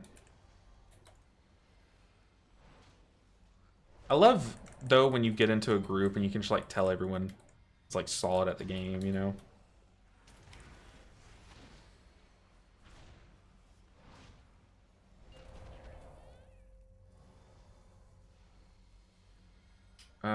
Ooh, I just have so many chats to catch up on. It's like such a, it's the most like blessing and a curse thing. It's like the most first world problem when you just have too many chats to read, you know? Oh god, it sounds like I'm complaining. I am not. Y'all are amazing.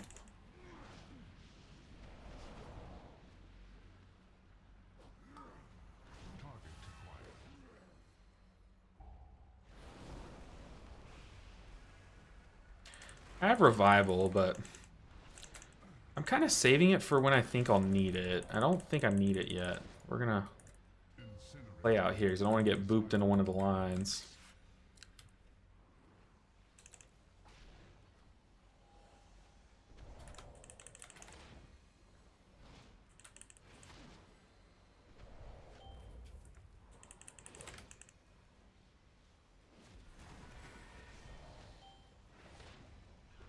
Kill it! No! Oh, we have Extinction Blast. We can rip it. Bang! You're done. Whoa, we need to move. Yeah, our paladin just found out the hard way. You have to stay moving. They've got it. Right? Is there another one? There's not. There's no amount of healing. Maybe if I life cocoon them, but shouldn't. I don't think that's a good life cocoon. We could pop Chi-Ji here, I think. Would be pretty safe.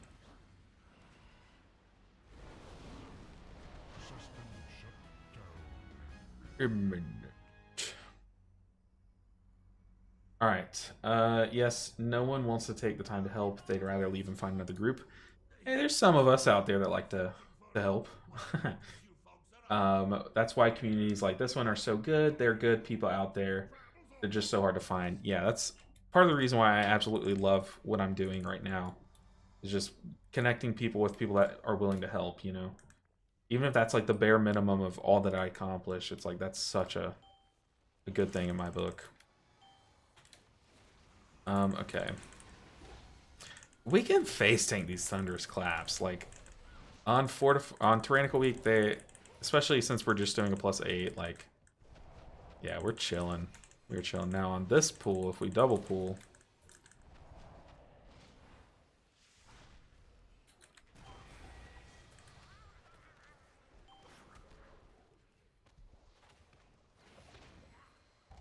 we're just gonna dodge it. You can see there, I dodged it to show you like the difference in our health bars. Me who dodged it versus the other 3 DPS that did not. So it doesn't really do that much. It does like 30% of your health, maybe 40 even.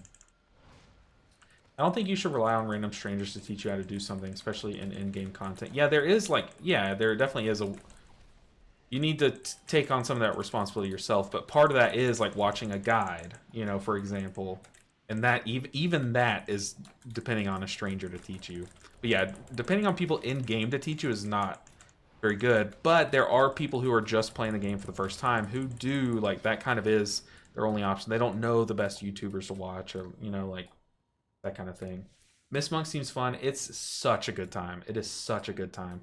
If you have not tried it yet, Kairu, I absolutely I can't recommend it enough. And I'm sure people in chat can kind of touch on that, like how much I love this spec and think everyone should give it a shot. Because I'm always singing high praises. But it's because I find it so enjoyable. I would not say something so confidently if I wasn't this sure of it. You know what I mean? Like I am so sure that Mistweaver is like likely the most fun you can have in this game. And I'm willing to well I'm willing to say that, you know. Thunderous Clap. There's some stone, we're gonna kick that. We're gonna Chi-Ji this.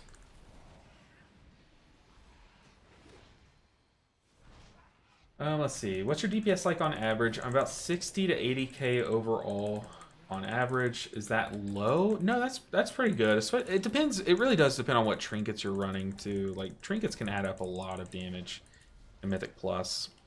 And like right now, people like I just have 2 random trinkets on that don't have any DPS value. But that's good. It is different too. Like depending on your dungeon that you're doing. Like Algathar Academy, you'll do high damage because there's a lot of high pull count pools. Whereas like this dungeon, you kind of sit around like 5 targets. So it's kind of like in that awkward stage of should I be spinning crane kicking? Should I be doing the single target rotation? And there's a lot of like priority mobs. So like, yeah, short-term value spinning crane kick is very high here. But long-term value, I'm probably much better off doing the single target rotation because of all the... because of how it lets me funnel my damage better. And yeah, so like right there I was spinning crane kicking, but I should have just been funneling into the Earthstone Golem or Ebonstone Golem. Yeah, a lot of it yeah, that basically, long story short, that's pretty solid DPS, I'd say. 60 to 80k, pretty good. It's about where you'd want to be. Any higher would be like exceptional, and then any lower would probably be like a little suboptimal in terms of your healing, even.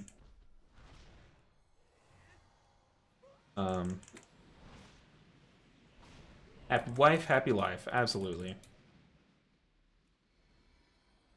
Yeah, everyone who watches me absolutely knows like my relationship with my wife. Like she is my absolute best friend. I struggle to keep up with my wife. She has over 1.5 years of actual game time. That is actually crazy. That is insane. Good for her though. That's what would that be in hours?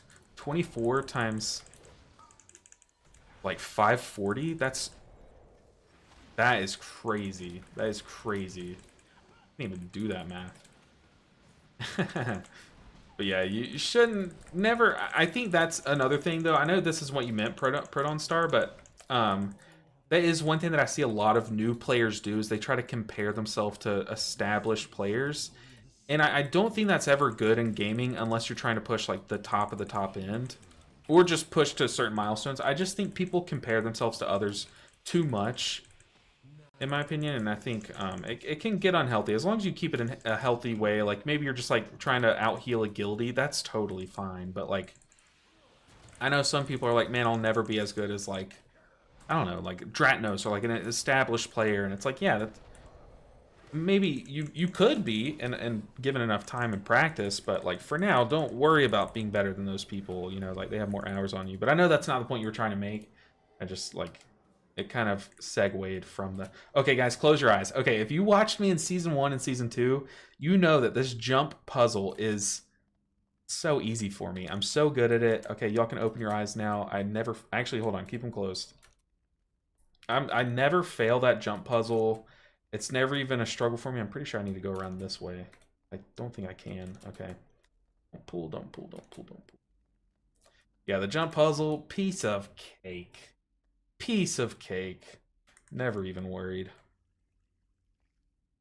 No, I used to make people close their eyes every time I did that puzzle because I call it a puzzle, even though it's literally just making one jump. But man, it is it was tough on me. We're not gonna Chi-Ji yet because we didn't get targeted, but we do need to Shaylin's that.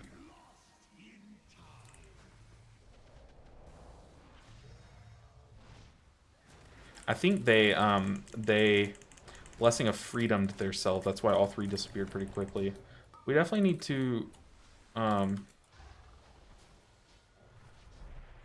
yikes. Oof. I don't know what happened there.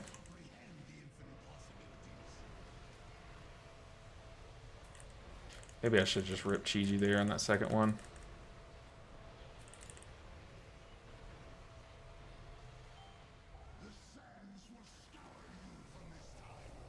We have a B-res active.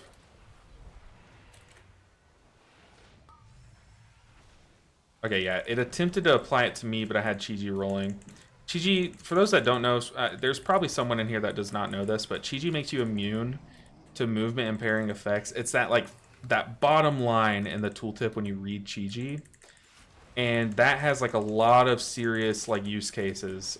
One of the few being if the boss tried to apply the debuff on me while I had Chi-Ji active, it would just immune the debuff application. But also, you can pop Chi-Ji after you get the debuff on you to remove it instantly. Because you just become immune to that. Because the reason why it works is because that debuff is also a slow.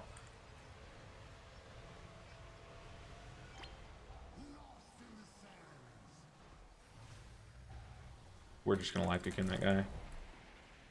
We're gonna trinket ourselves. Just gonna revival YOLO, right? Just send it. Definitely want my Jade Fire Stomp that way, because I keep putting it into the boss, and yeah, it's fine damage, but keep getting caught with my pants down. There's a way we can get the best of both worlds, where we shoot it through the team and the boss. We're gonna Chi-Ji ourselves, Tiger's Lust one person, dispel another person. Boom. There go the 3D buffs.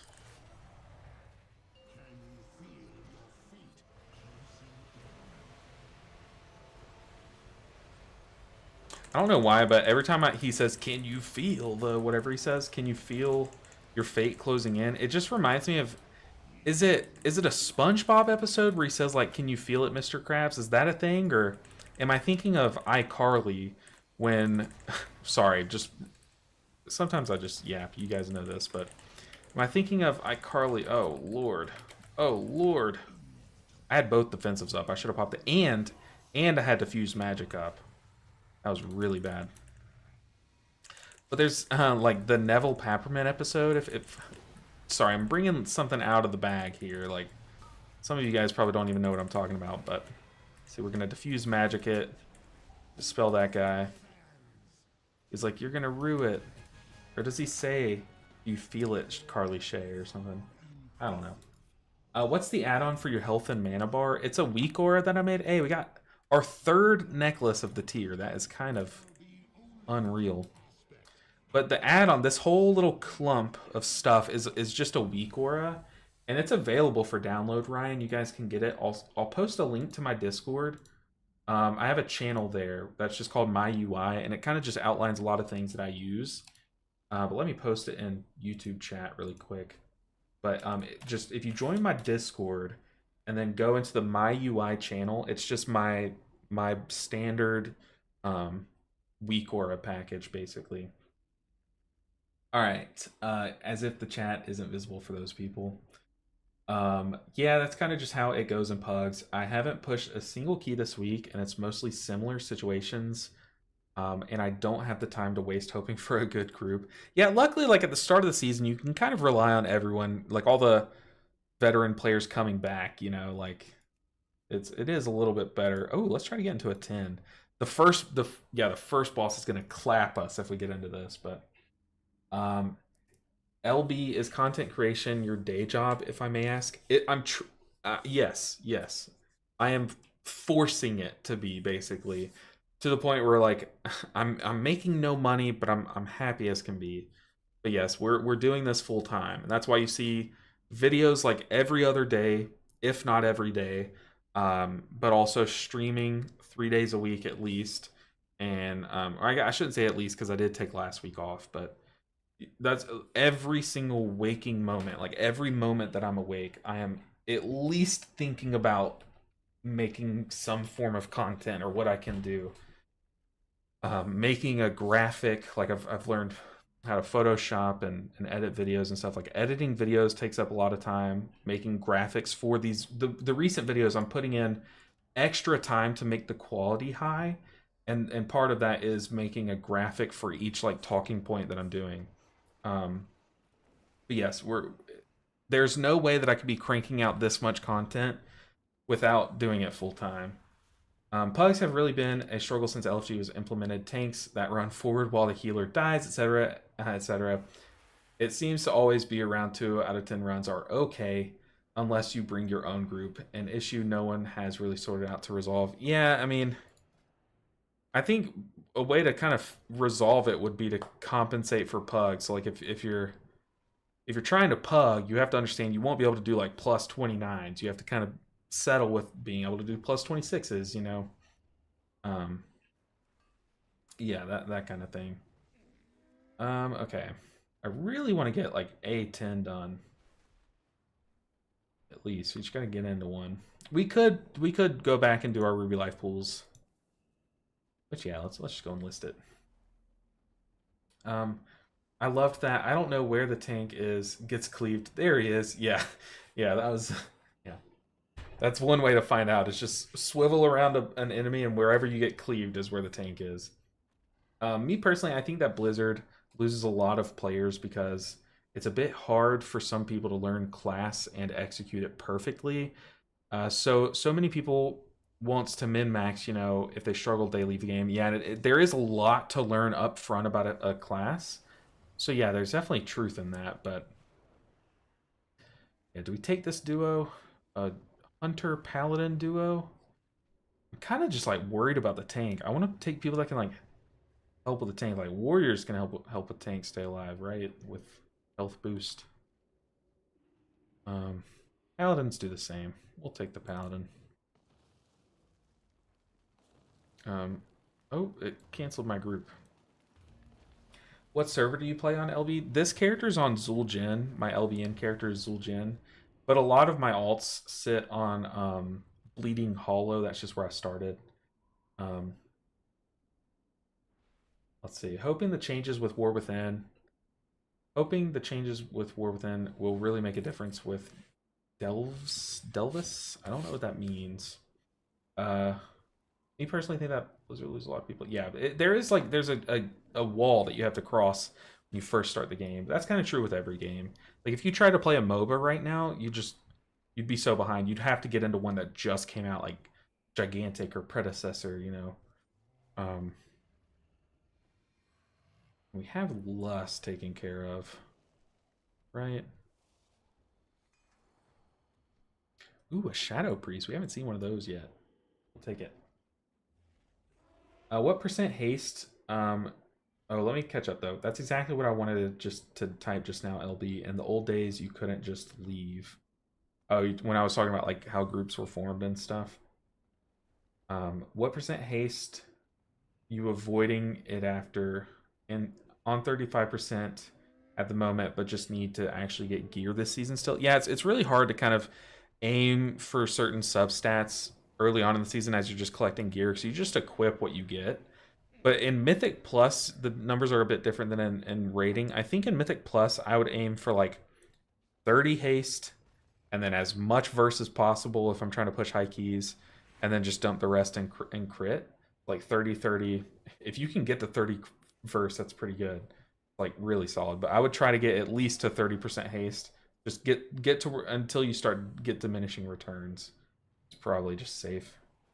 Can a paladin stay alive like a DH tank can on that boss? He has 4 more item levels, so I think we just rip it. We just rip it. You would get a bad name on the server. Oh, if you left a group, it would just put a bad name on you or something? That's kind of cool. Not cool, but like healthy for the game, I guess. Adam said, "Hey, just dropped in to say that I love your content. I got introduced to Mistweaver thanks to you, and I love it. That's awesome, Adam. That is awesome. I'm glad you gave it a shot because I try to preach it. Like I try to just stand on a soapbox and say, everyone, if you're looking for a class to play or spec to play, give Mistweaver a shot and thank me later. So I'm glad you gave it a shot because it really is a blast. It really is. But also, welcome to the stream. Even if you're just popping in to say hi. Thank you for stopping by. Let's see. I formed one of the oldest guilds on Storm Reaver. At its time, we had over 440 members. A single 40-man Molten Core would turn over 20 or 30 people. That's crazy. 8 hours, then I think it was like 8 real pieces of loot, fighting, etc. That's ridiculous. It became more stress than the gain, especially with a bunch of engineers. Yeah, I bet. Um, if I could choose to come back to retail WoW, I think I would choose one class only to focus on. I'm kind of the same way. Just gear up one character. I think that's the most fun way to play it. But then start to dip your toes in like a second and third at the end of seasons. I think that's a pretty healthy way to go about it. That would be a good idea. In the end, all classes have some similarity, I think. When you know one class very well, it's easy to switch. I think true. I've seen the top guild. I think the problem is a lot of people try to start when they first start playing WoW, they try to touch on a lot of classes, but you really should learn all in on one class, and that way you can, once you master this class or get close to mastering, you can really absorb game mechanics and then learn more about the game and then start trying out other classes. But you spend so much time hopping around when you first start, or some people do, that you really start kind of stunt your own like growth and knowledge, I think. I've seen the top guilds offer coaching. Yeah, I also offer coaching, but I do it at a much less rate. Because obviously they probably have like their schedules full of coaching, but I don't. So let's see. But yeah, they do it for hard dollars. Yeah, they do it for some big money. I love watching the race to world first. It is fun. It's a fun time to play the game too, because a lot of people are on it and talking about it. People should only compare themselves to themselves the day before. Big facts. I think that's just true in life. And that's so true in life. I sit here and like, I'll be honest, like I'll hear like how much like some people make that I used to work with or used to like hang out with, and I'm like, oh dang, if I would have just like gotten my master's or something, like I'd be there too. But you can't do that. That's not healthy. You just have to think, what are your goals and how do you get there, you know? And that's kind of what's kept me happy. Ooh, we got Loose Theron posted a YouTube video. Oh yeah. Can you feel? Yeah. Yeah, okay. That is what it was. I figured it was, for some reason I was hearing SpongeBob in my mind. Thank you, Loose. Back then you were bound to one server and one server only, so if you were an ass, people would know and you wouldn't get invited anymore. I mean, that's kind of a thing now. I remember there's like, y'all know I'll just tell like random stories from time to time, but there's this one that happened recently, like in Dragonflight, where there was like an economy for a certain piece of gear that someone was selling. I think it was like the necklace, the elemental lariat. And y'all know, like, everyone needed that elemental lariat, and so people, only a few people at the time could make it. So they would charge like high amounts of gold for it, because they, you know, like if you need it, if everyone's trying to build this necklace and um, only like 3 people on a server can make it, those 3 people all knew each other. They're like, hey, let's charge this much, blah blah blah, and they agreed upon a set price. But then a 4th person got the recipe to be able to make the elemental lariat, and they said, this is stupid, y'all are charging so much. Like, yeah, y'all are making a ton of gold, and sure, it's smart to do that, but like, free the people. And so they changed their name in game on WoW, on some sort, I think it was Illidan. They changed their name to like Free Lariat or something, and they posted every time they'd see someone post in chat, like one of those 3 people say like, hey, get your lariats here for like 20k or whatever, you know, however much. They posted, get it for free, shoot me a message, I can make it too. And like they built all these people free lariats and stuff, and like I'm sure barely made any gold, but They basically just like broke the market of elemental lariats. I think it was lariat. It might have been like another piece of gear, but they completely shattered the market. But yeah, people like can get reputations like that in this game. See, but like, why is my star above my head, but the square is not above theirs? I don't know. Anyways, let's get this started.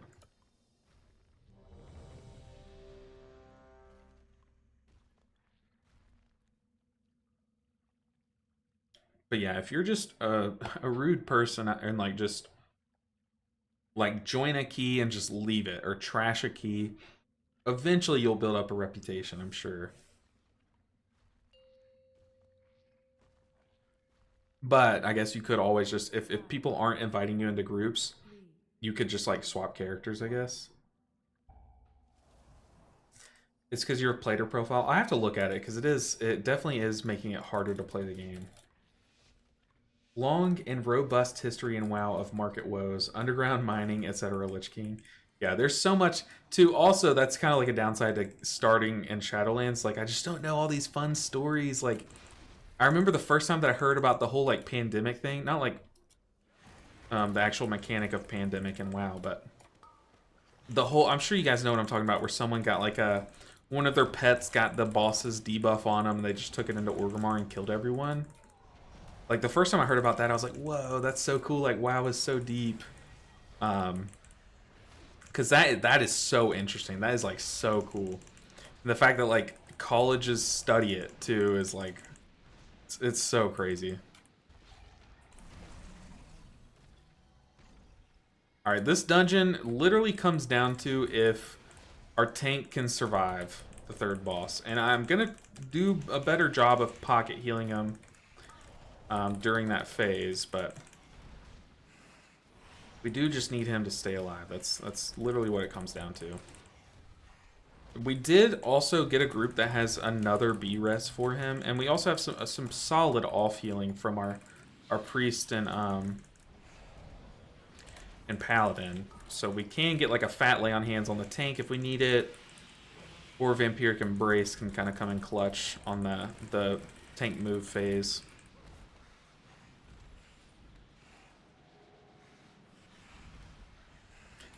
Do the whelpling things, the eggs, give percent? Or is he just doing it to farm, like, resource or whatever? Underground mining was at a time where you had PvP competition to mining nodes. You would sweep down and would disappear in front of you with no one around. Bug exploit that went on for a long time. Oh, that's awful. So, like, you'd be trying to PvP, and these people would just, like, disappear.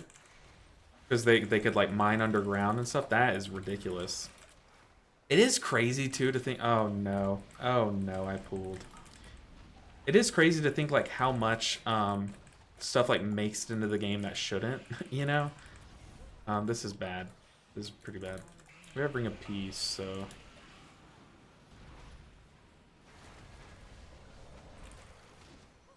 I don't know why I have not popped Chi-Ji yet, but let's rip it.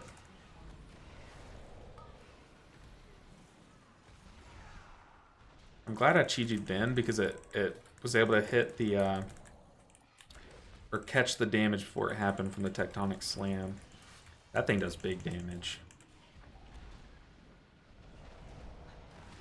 Oh no, we've lost 2 people to excavation. You hate to see it. I don't know what the tank is saying. Okay, it looks like he's doing it in good spirit, not being toxic, but you never know. You never know.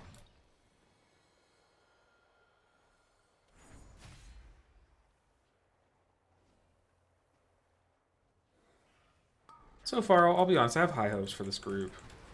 Like I said, it really just comes down to how solid the tank is. Uh-oh.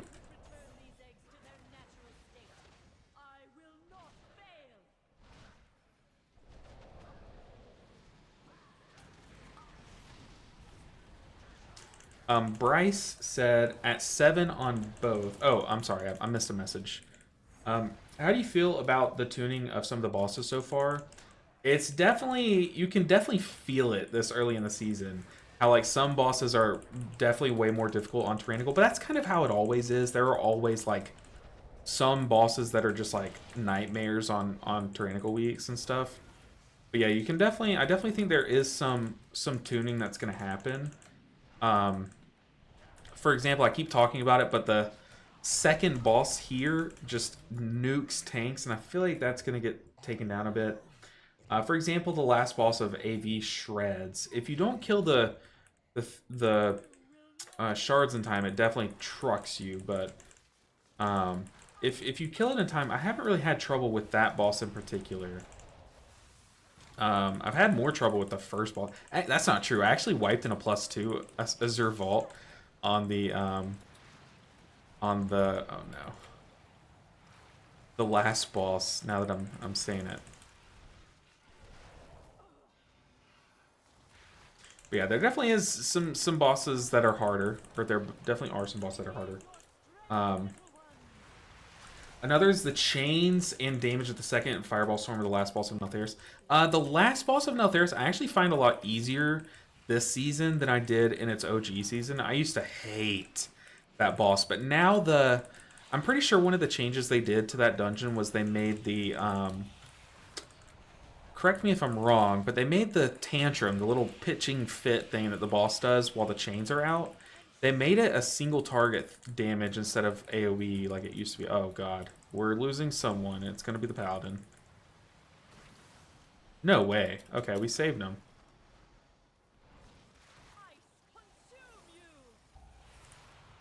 There's no way. I barely saved that guy. Oh. the immunity eating those. We can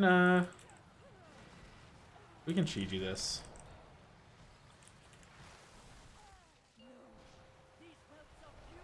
But yeah, it's hard to kind of, I keep saying this same thing over and over, so sorry if it's getting repetitive to those who have been here this whole time, but it is hard to kind of judge the balancing of these dungeons during week 1.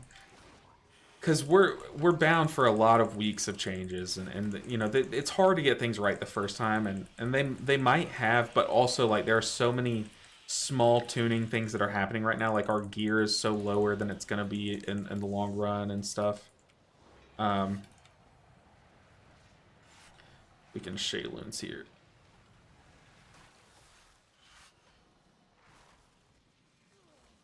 There's just a lot kind of working against us this week, is what I'm trying to say. Because even think about it like this: we still haven't opened a vault yet. You know, like we still don't have all these big pieces of gear to kind of fill in.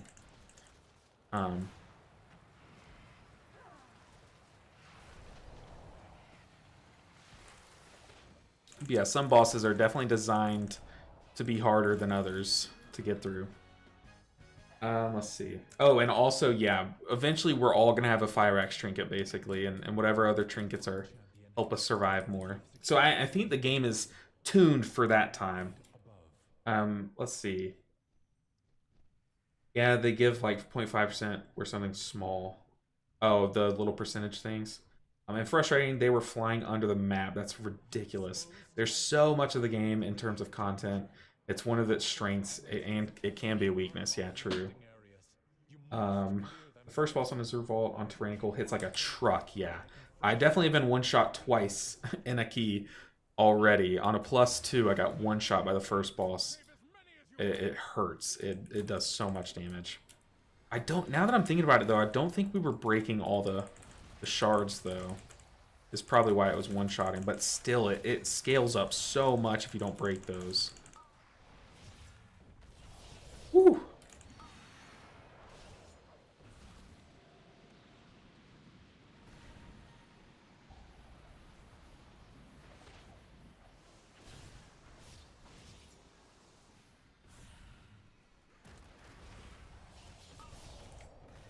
Ooh, okay, I see y'all popping off in chat. Y'all are amazing. Let me survive this guy because he absolutely trucks. And then I'll be able to catch up.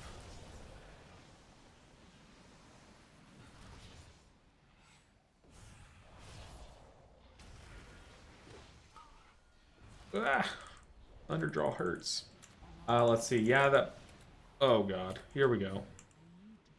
Whew. The first boss with its cleave just does an absurd amount of damage to tanks. Yeah. The using of the trinkets much easier for sure.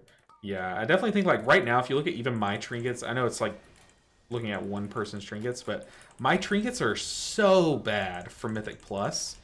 So just like imagine me, but with good Mythic Plus trinkets, and it's like a completely different world, I think. And then scale that up to the entire party. Like eventually your whole party's gonna have good trinkets. We're gonna stun there to slow down the damage. We have Chi-Ji here, but we might not need it. We could probably just... Oh, we needed it. Hold up.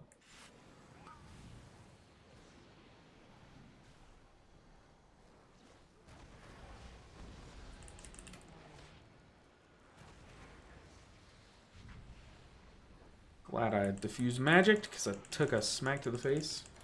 Could you give me a bit more info on how to get the weak ore you mentioned? Thanks in advance. Absolutely, Ryan. So... let me get to a point. I hate to say it, but hopefully we wipe here eventually, so I have some stand still time.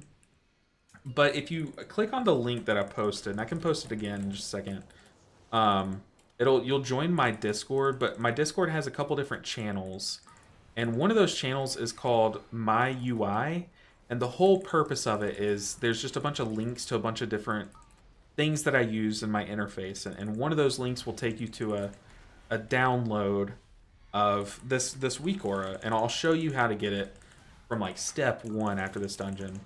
I mean, if you remind me, but yes, I'll definitely walk you through everything. And it's all free, like there's no like paywalls or anything. We're gonna life cocoon this guy.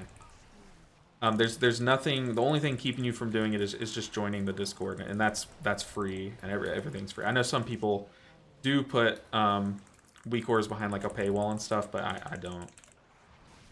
Because I know I've had people ask that. They're like, oh, I don't want to have to pay for your weak ores. I'm like, you don't. You can have it. But yeah, I'll walk you through that. Okay, Bryce said, on this topic, how do you approach the chains boss in Neltharis? It's definitely one of the hardest things to heal. Like obviously pop something like a personal plus Chi-Ji, but sometimes they're just too much for others in your team to live just trying. I think also right now in the season, like this early in the season, people are going to do that mechanic wrong. It does, like, it sits there and it'll chunk damage, but also it does more damage, or like it does damage every time you pop a chain. So it could also be that like the group that you were in was popping the chains like way too quick in succession. Like the tank was just running them through, or all 3 DPS ran them through and just clapped your damage. But yeah, I always pop a defensive during that phase, and I always use Chi-Ji during that phase plus something. So I always have I'll pop a defensive and roll Chi-Ji for a couple ticks of the damage, and then oh lord. Okay, now we know this guy can boop us off the map, so we gotta be careful. But I'll also layer in like either a Shayloons or a Revival to each one. So like I'll stack 2 cooldowns on it. Unlucky Strike is the one. Yeah. Don't want to fall for it this time. Oh, you hate to see that. Yeah, the Hunter definitely fell for it.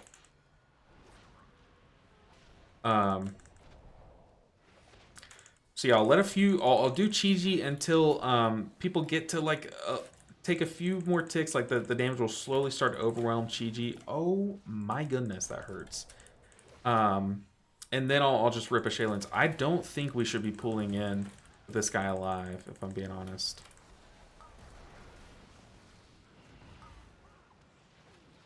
Yeah, stack basically 2 cooldowns and a defensive. And pray that they do the mechanics correctly on that. Yeah, these guys are ridiculous. If you accidentally pull these guys, you should not pull ahead at all.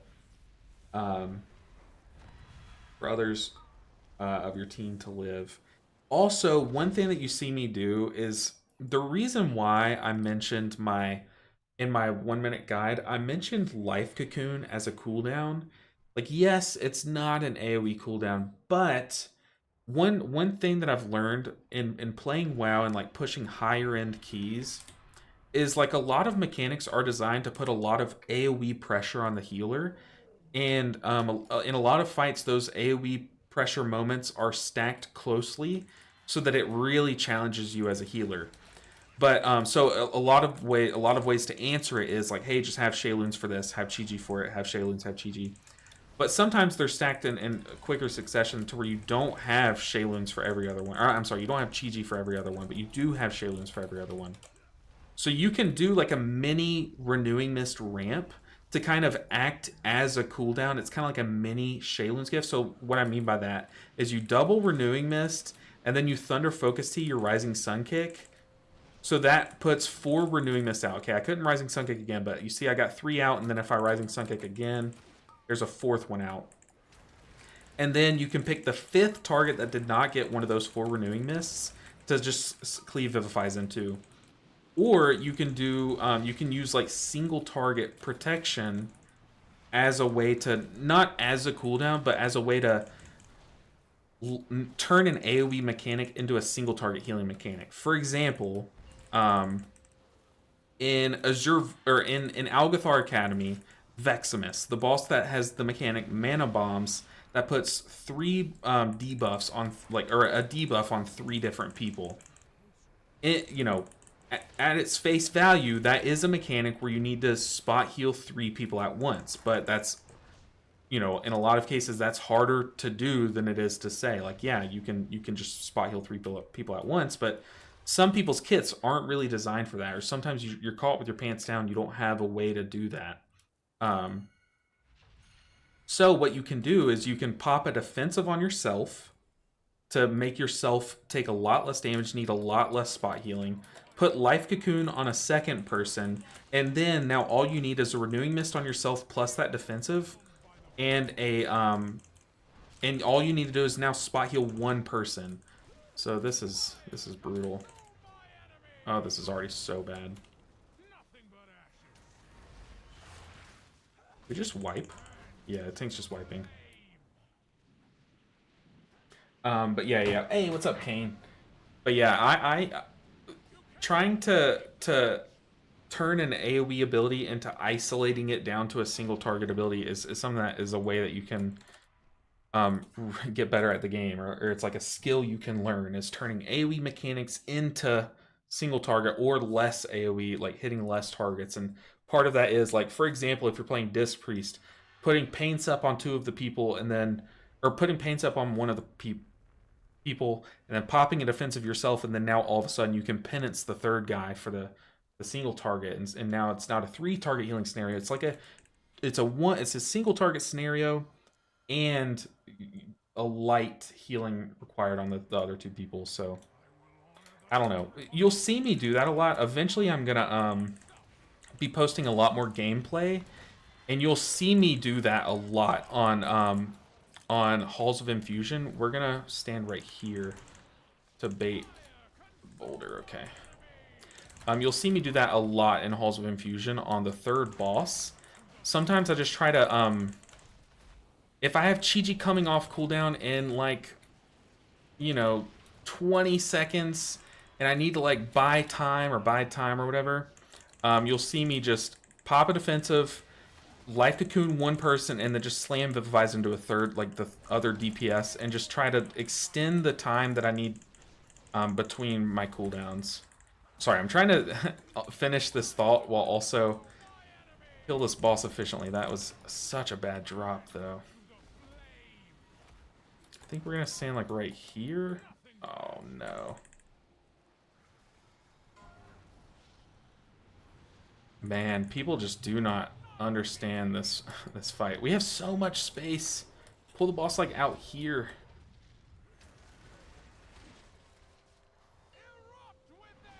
We have so much space, dude. Because there should be, we should not be dropping the ad right next to the puddle. We should be dropping it with some space behind the ad too. That way we have more room to to drop boulders or to bait boulders.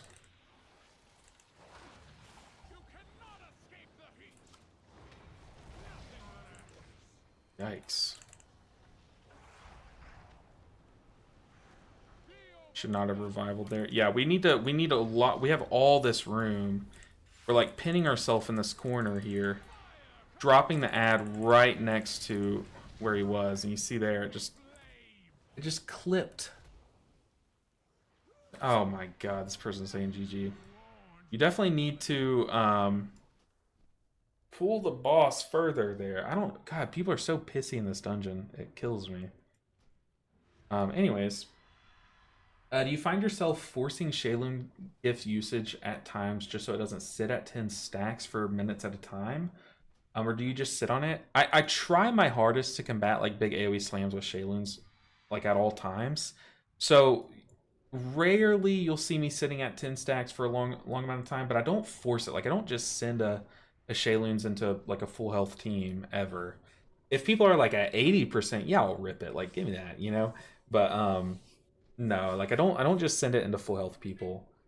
Um when I do casting healing, I get lots out of life cocoon because it's always at 100% every usage. And I tend to throw it on the tank to focus heals on others unless someone else needs it. Yeah, there are a lot of dungeons this season where life cocooning a tank is kind of necessary, especially this early in the season because tank busters are hurting. Um, yeah, when you, like casting, I don't obviously I don't recommend it if you're trying to push up high, but doing a couple keys as a caster can help you learn, or as like another healer. Like doing a couple keys as Holy Priest can help you learn a lot more about healing, even as a Mistweaver.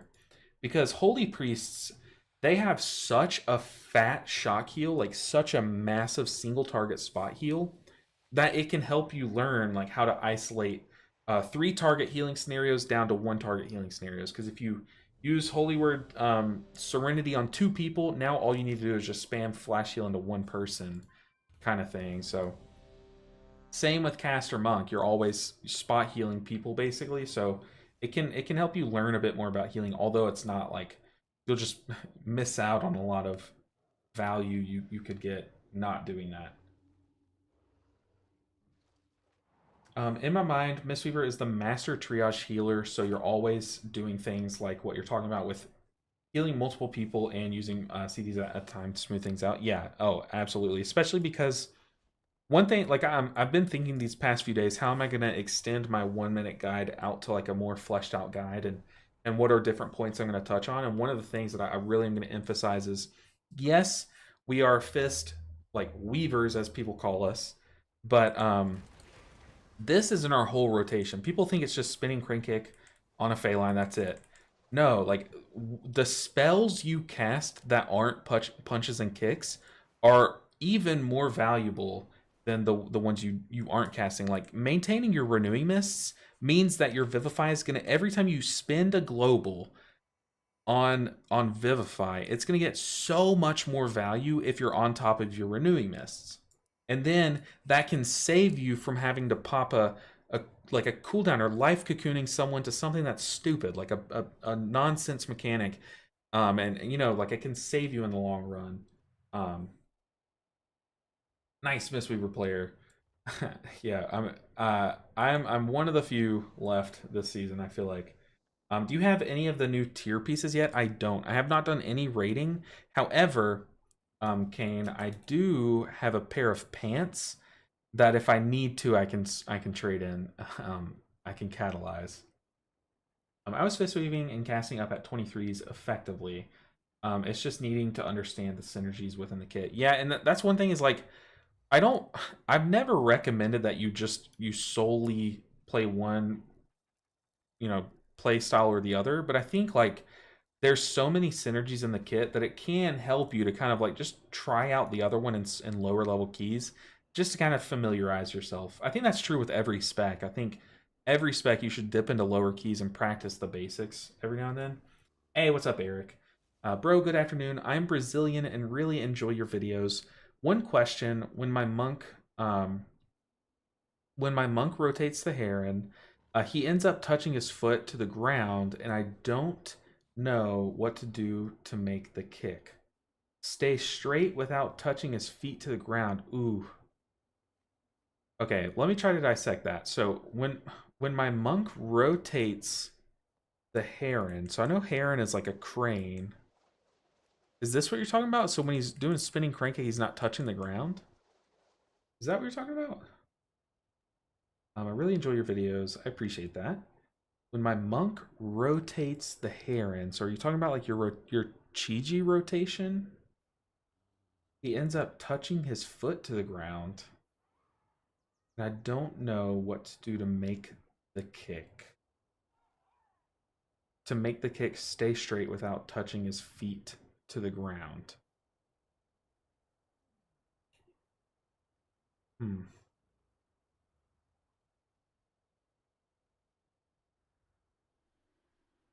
What to do to make the kick stay straight without touching.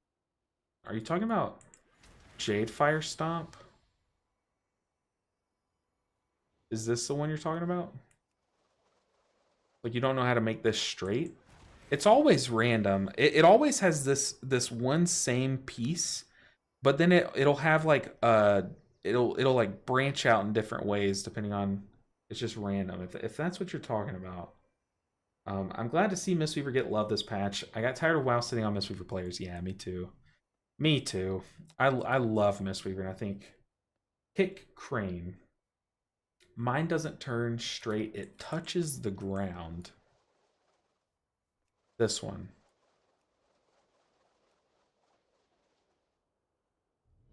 Crane kick. Kick crane. Mine doesn't turn straight.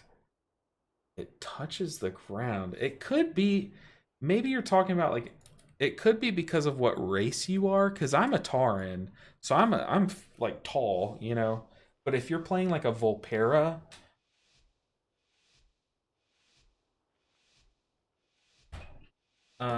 yeah, I don't know. Oh dang, we didn't swap our talent. Normally I like to go Dance of Chiji on this dungeon. But maybe this is better for Tyrannical Week, going Secret Infusion. Welcome to Algathar Academy. I am delighted. Mine doesn't turn straight. It touches the ground. New students. How wonderful.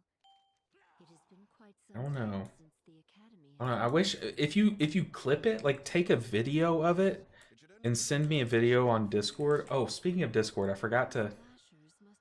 Dang, I forgot to literally walk through. But if you take a video of it and send it to me, then I'll kind of understand what you're talking about a little bit more. All right, let's go. Let's spinning crane kick. So when he's spinning crane kicks, he doesn't know how to turn it straight. Instead, touches the ground. Oof, someone just got hit by that.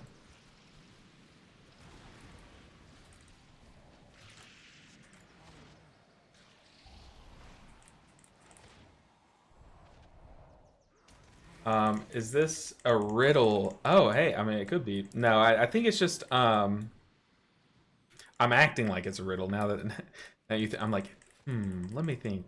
No, but I think they do have a legitimate question. I do think there is, a little bit of a language barrier, which is fine. I tried to coach someone who speaks French, and my French is, I haven't said a word in French in almost 10 years at this point, so it was brutal.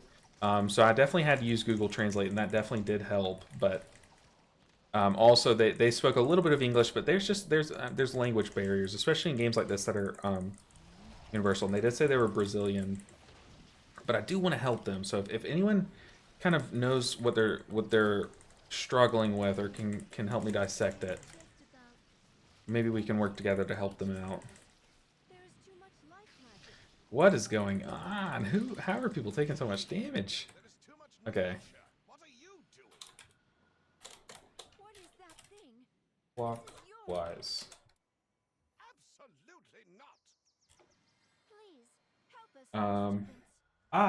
You're a good doobie. Good doobie. I feel like y'all are just... I don't know what that means.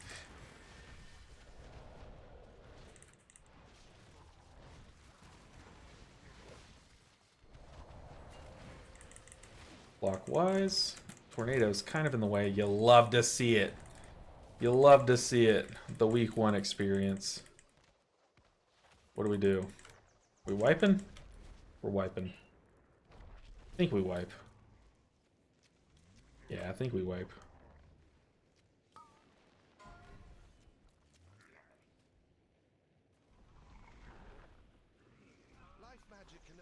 Pretty sure it's worth it just to wipe. He's at 68%. Instead of dude, Horde or Alliance? That question I can answer. I am Horde. I'm a Horde player. Been a long week, 55 hours and 4 days. Oh man, that is brutal. Good golly's correct. 55 hours and 4 days. Man, what are you, an accountant? Because I know it's busy season right now. My wife is putting up those kind of hours, but it's crazy. Crazy hours.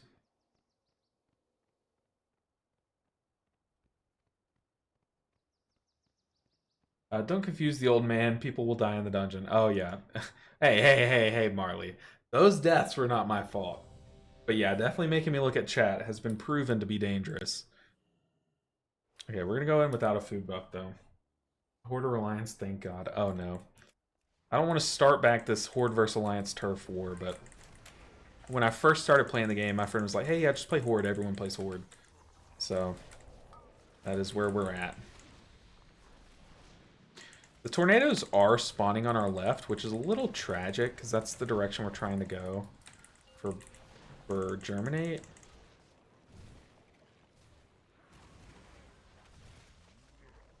Yeah, the group is definitely struggling with Germinate.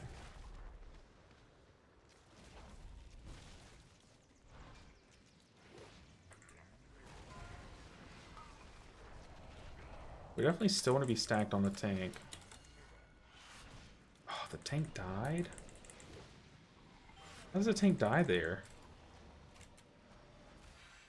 We did have to revive all This is the most Pug Algathar Academy experience.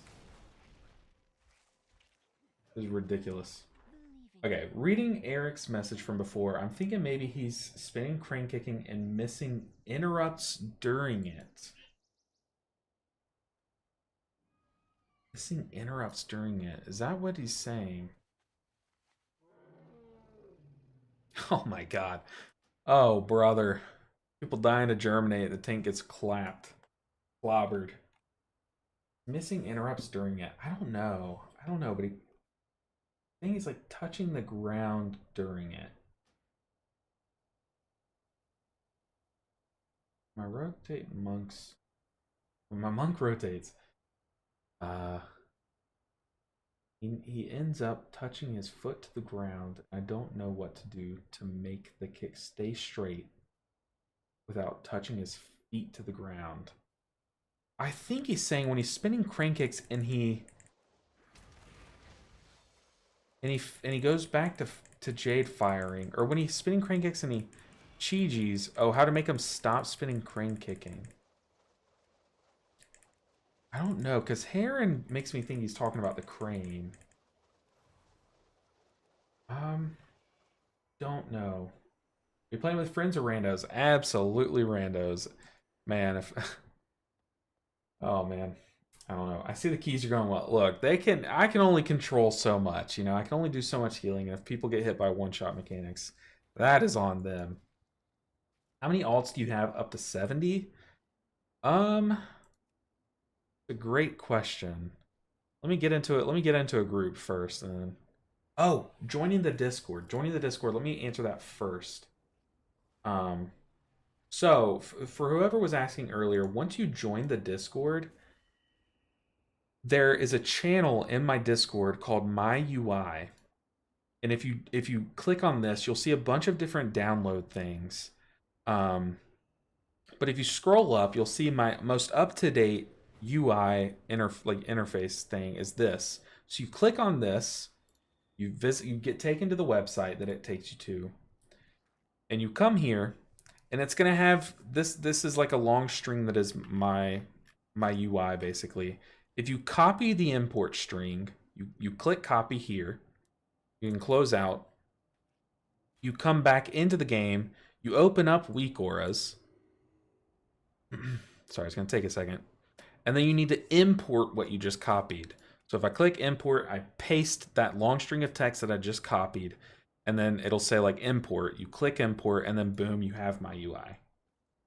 Sorry it took so long to get you an answer.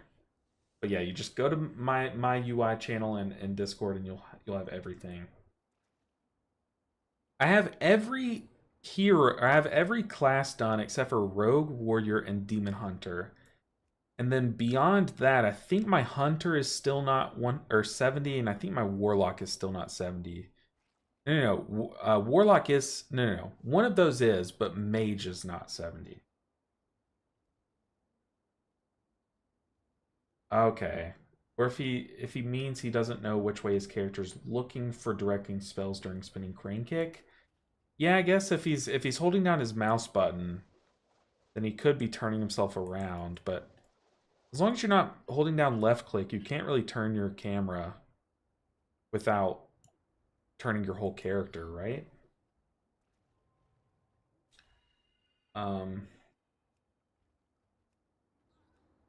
Get into a 10. Alcathar Academy, it's so easy. It's so easy. I'll tell you what though, the more I stream, the more my YouTube chat starts to pop off. You guys go like hard now. Oh, I think, was I even showing you guys? Y'all can't even see it. Oh my goodness. I forgot I changed it. Now you can't see my whole monitor, so y'all didn't even see anything I did on Discord there. That's sad. Oh my goodness. I used to run the same add-on, but for my prop pod. And Weak Aura is such a good, like, it includes everything. Let's do a small Neltharis. Actually, let's do a +8 Neltharis, because we still, oh, I guess we have 4. I guess we have 4. We just need gear at this point. So I don't really care what we get into, but I think I'm at the point where I need gear in order to get invited to +10s.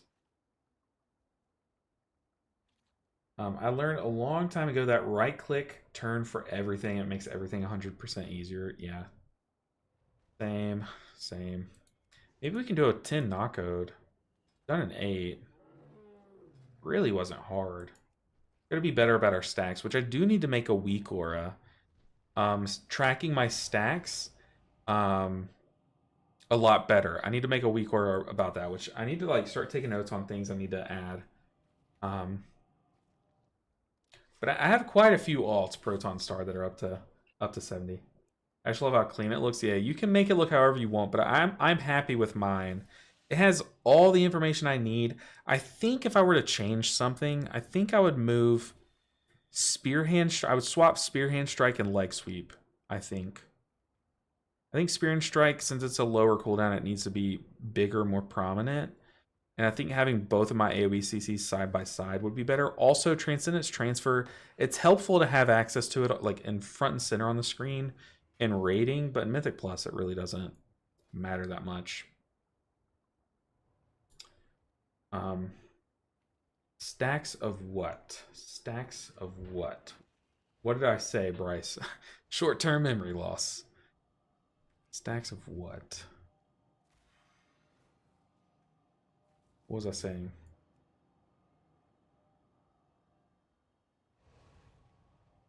Eight Neltharis. Look, the chain boss is no joke.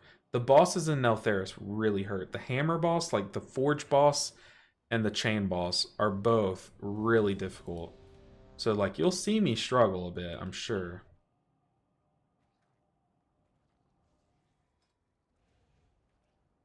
But it should be good IO. Redeem to hydrate. Oh yeah, I guess I haven't drunk any water since I started streaming.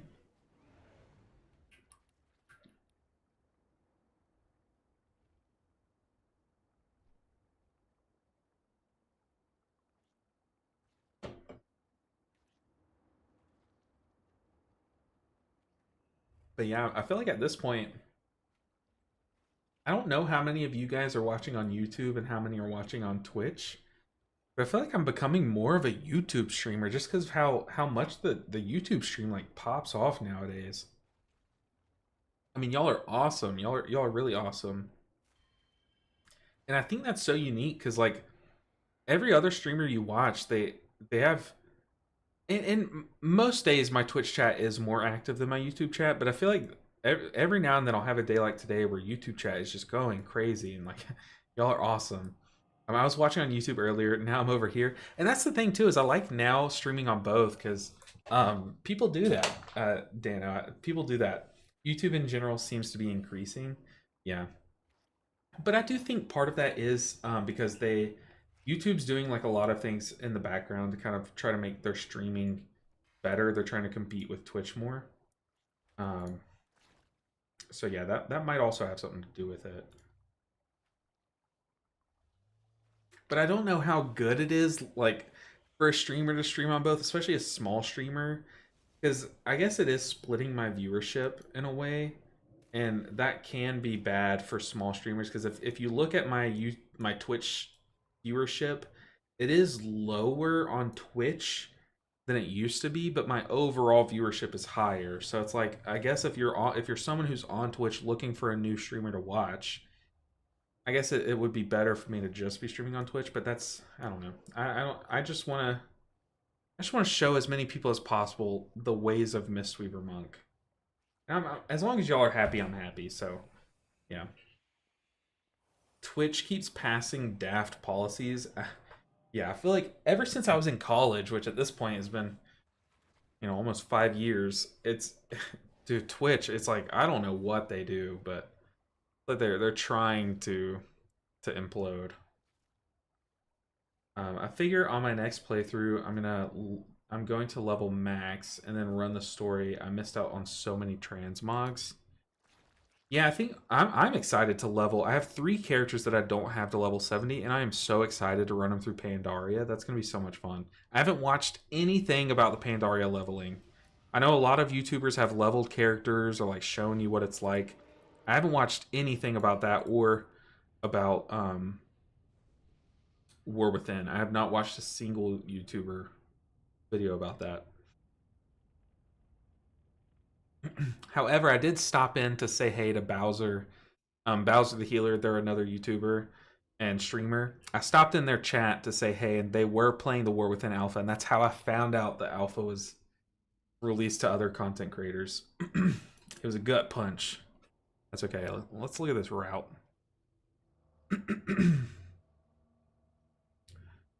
So we're doing, what is this pool?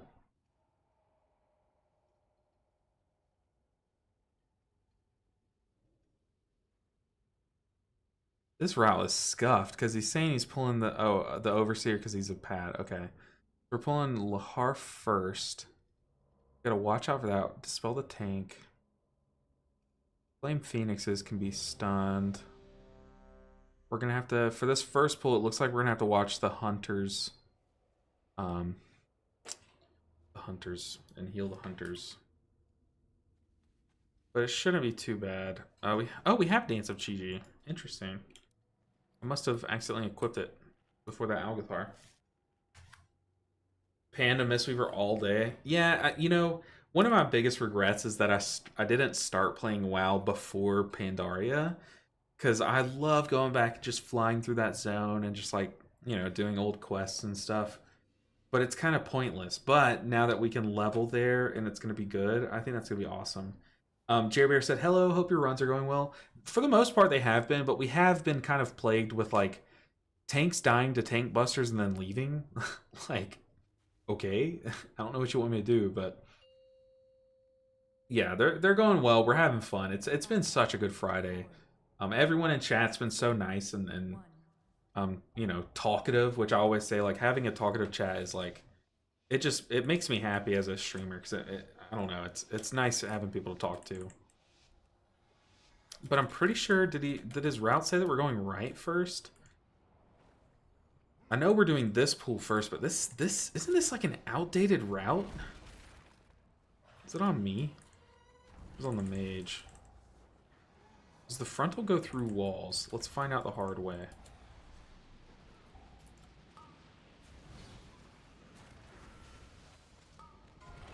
We are just gonna crank damage here.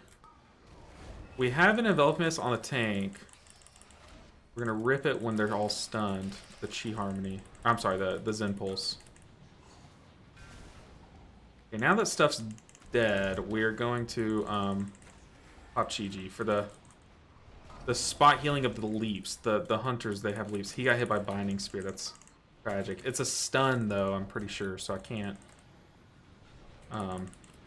It's 10 seconds. He's basically stuck there. I can't like Tiger's Lust him out of that. Which doesn't really make sense. Binding Spear kind of sounds like it would be a root, right? You know, I'll just go ahead and spoil it. The next dungeon guide that I'm working on is Neltharis. That's the one that I'm scripting right now and making a lot of graphics for and stuff. So using this footage will probably be good. Solid looking beard, by the way. Beard bros unite. I appreciate that. My wife was just telling me, she's like, I think it's time for you to shave, like, you know, trim your beard. So I appreciate that. Yeah, we got to stick together. There's few of us around. No, I kind of just, whenever you can kind of use my beard to tell how much I'm grinding out content. Whenever you see my beard like growing out long, that means I am stuck in my office, like just blasting out videos and stuff. And then if you see me like clean shaven, it's like either because it's like I finally had a free day to go get a haircut or something. Like I don't know. Maybe that, I guess my hair length is probably a better indicator. I want a Dance of Chi-Ji proc, so I'm not gonna spinning crank it until I get one. Let me see it. Let's do a big one.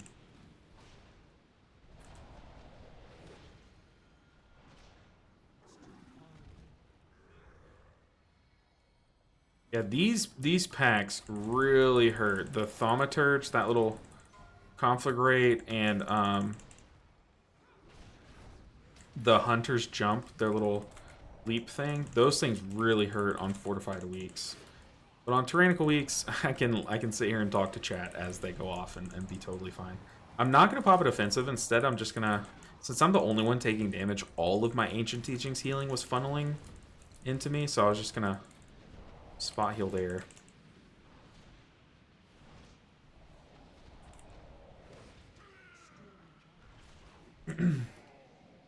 Would you say you use your Instant Vivify nearly every time, or would you say you let them lapse? I started picking up my Mana Tea plus Essence Font. Where's the group?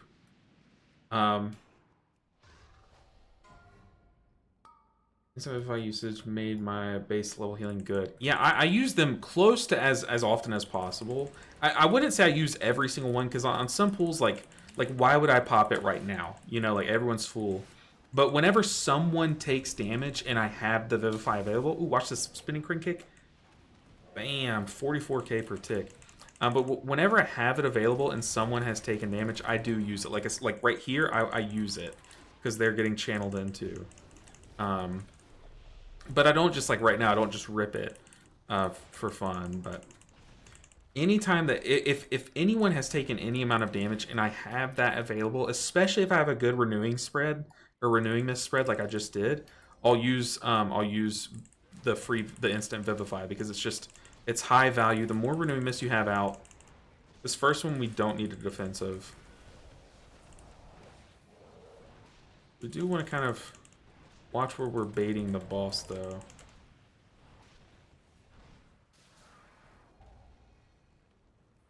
This boss is a race.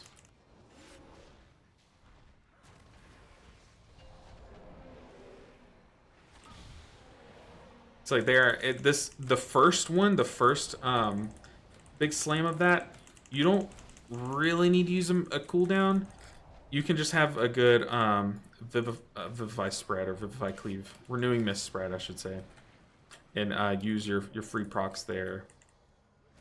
But for future ones, what is it, volcanic, magmatic, hash slinging, whatever that mechanic's called, volatile mutilation, I will need to use a mechanic or a cooldown on, Because the dot lasts 4 seconds longer per stack.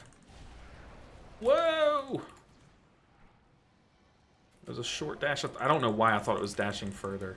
It's on me. We don't need a defensive. That starts to amp up in damage the more times it goes off, or the more times it's used volatile mutilation. You see there, the dot lasted 12 seconds that time. It's going to last 16 seconds this next time. So Chi-Ji would be excellent for this volatile mutilation. But we have Sheilun's Gift, and then since I have a good Renewing Mist spread, I can utilize that to kind of combat the dot that comes with it. Okay, this one we are going to defensive.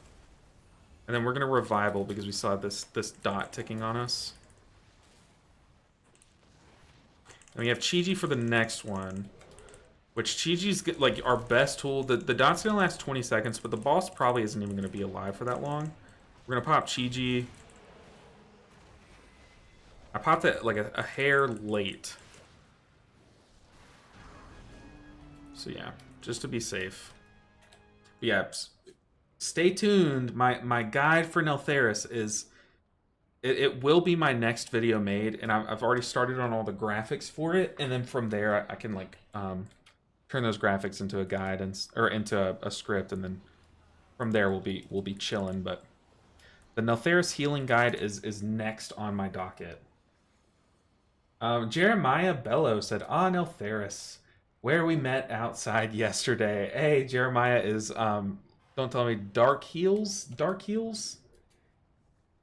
Oh, what is your Discord name? Dark something. But Jeremiah, welcome in. See you in YouTube chat. Nice to see you.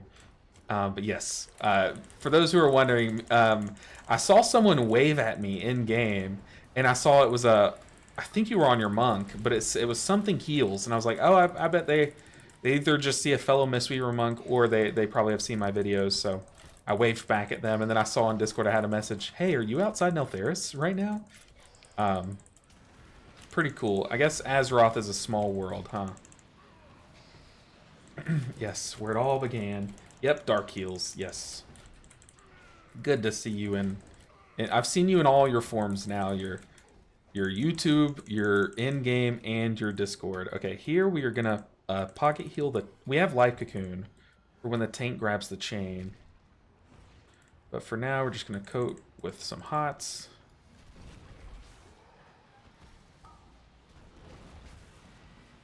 While everything is still here, we're gonna roll Chi-Ji. It sucks that our Chi-Ji is getting kind of wasted for the stun, when we could have just been doing big damage there. But we're gonna sit on this 3 stack and reapply it to the tank here. Yeah, whenever someone gets jumped on, they take a big slam of damage. So that's why I'm playing back here, so that my Phaline or my J-Fire Stomp will shoot through the mage and the priest, because I see that they kept getting jumped on by the hunters. It adds up to a lot of damage, or a lot of free healing you get.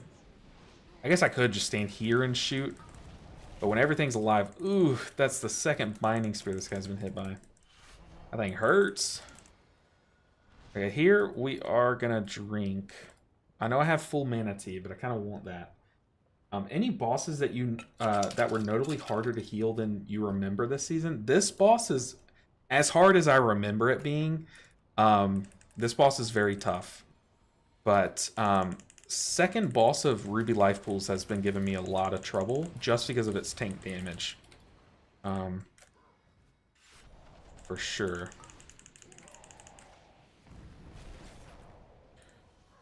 Hopefully they pop a defensive, but we are gonna roll an Enveloping Mist on them.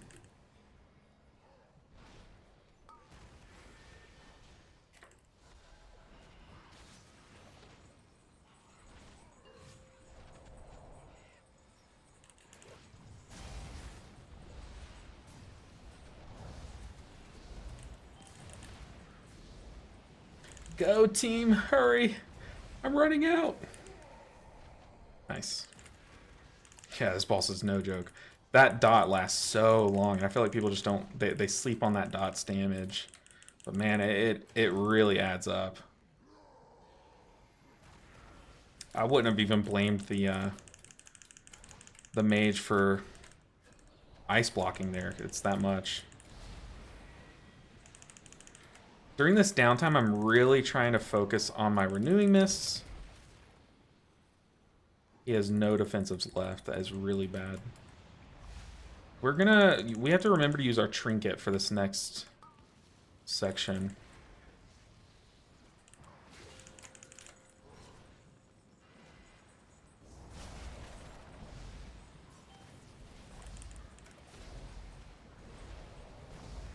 I will say one thing about this boss that has made it a lot easier. Once again, correct me if I'm wrong, but I remember seeing this on the changes for this boss, where if you stand on the boss during his little tantrum phase there, it used to do AoE damage around him, like if you stood too close. Now it just does single target damage to the tank, if I'm not mistaken, right? Which has made it just leagues easier as a melee healer. It was just an unnecessary added difficulty as a melee healer there. I don't life cocoon that. I heal him to full still underneath the life cocoon, because the life cocoon only lasts so long. We also have a fat spinning crane kick. I'll rip that.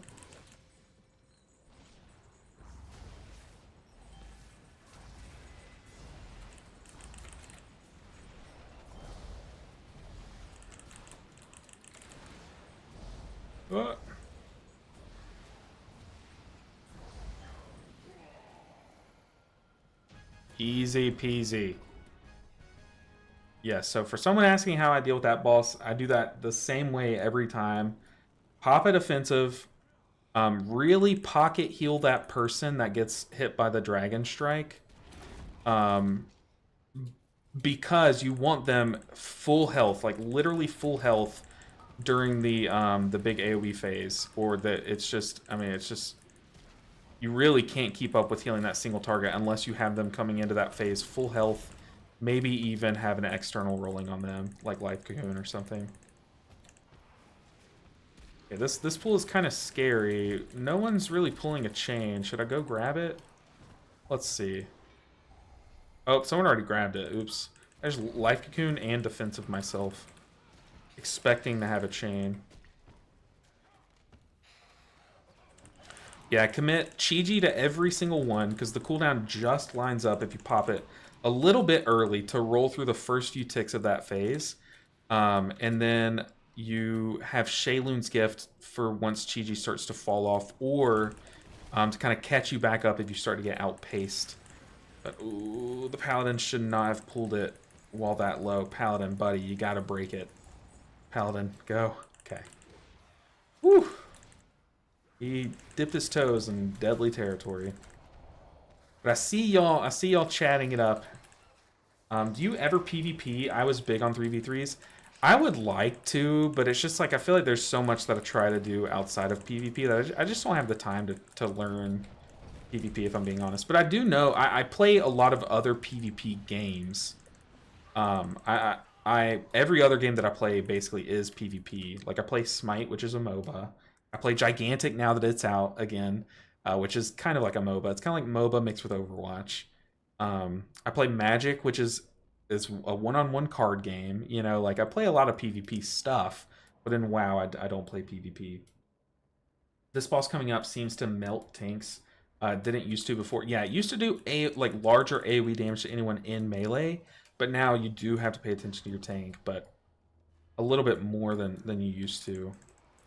But now, I'm telling you, that Ruby Life Pool's boss, it seems like every group I've been in, the tank has died. I've done like 4 or 5 Ruby Life Pools fully, like I've timed them, and then I've had like probably 4 or 5 where the tanks just died and can't really keep up.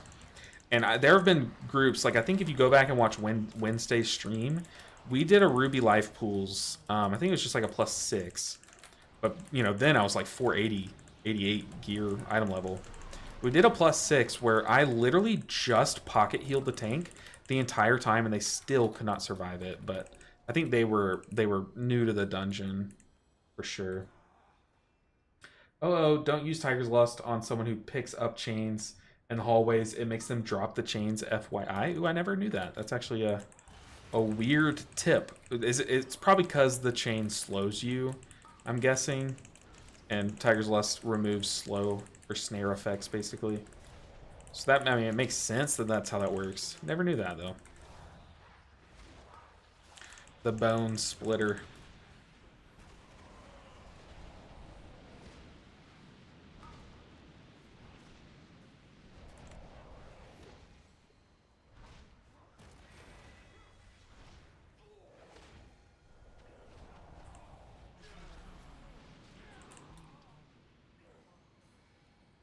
All right, it's kind of, you know, I want to do a sigh of relief after each of these bosses die because this is a tough tyrannical dungeon.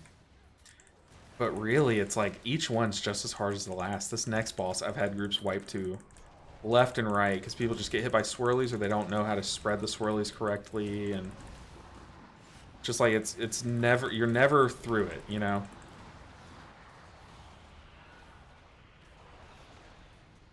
I'm still 486 doing sevens. It makes them fun for sure, yeah. Oh yeah. Ooh, we almost got clapped by that frontal. If you ain't playing EDH, are you playing MTG? I've always been more one-on-one based, but it's just because I don't have like a friend group to play EDH with. But I used to play EDH when I lived close to my friends, but now I don't. I don't live close to any of my friends anymore. But they, yeah, I love playing Commander, but I'm a modern guy through and through, modern legacy. But you know, it's so much easier to update your decks when new cards come out when you have an actual job, you know. But ever since I started YouTube, I just, one, I don't have the time to really play anymore, but two, I still haven't been able to update my decks. Ow, we just got clapped by like 3 melts back to back. I think the mage might have fallen down.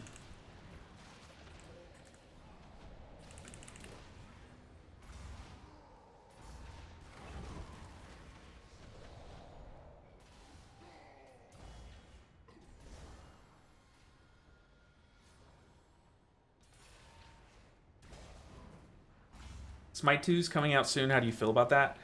You have no idea how excited I am. Smite, Paladin, and Overwatch are good as well. I've heard Paladin's is fun. I never played it, but I did play Overwatch for a while. But y'all, I am so excited for Smite 2. For those that don't know, for a while I had a second channel running where I basically made videos for the other 2 games that I really like to play. One of them is very cringe, so I'm not going to mention it, but I'm sure you guys can figure it out very easily. But I made a couple Smite guides, and honestly, it just came down to if I put time into making videos for that channel, it just took away from this channel. And you know, I don't want to do that. Obviously, this is my main channel. But I think once we get to the point where, you know, content for WoW starts to slow down, you know, like toward the end of a season and stuff, I do think it would make sense that I, you know, maybe I use that time to make some second channel videos. And especially once Smite 2 comes out, I absolutely want to make some videos for it because I love Smite. I've played it since for over 10 years at this point now. I'm super, super hyped about Smite 2. But I'm equally as hyped about War Within, so yeah. It all depends on when Smite 2 drops, on if I'm going to make videos for it and stuff. But I really do want to kind of revamp that second channel and have 2 channels running. Is he not going to throw... Did he just skip the forge mechanic? Interesting. Yeah, definitely want to have that channel going. So if y'all like Smite, and I guess I can tell you guys my my second channel's name, but I don't want to bloat the numbers. I've never been, you know, it would feel just like buying subscribers, telling people from this channel to go check out that one. Oh no! Unless y'all are into Smite. I had to panic there and pop cheek like cocoon. But if you're into Smite, it's literally just LBN. LBN. Merlin is my main. Hey, that's the one guide video that I made that did well on my second channel. I love Merlin. He's like one of my favorite gods, for sure. You have good taste, sir. Good taste.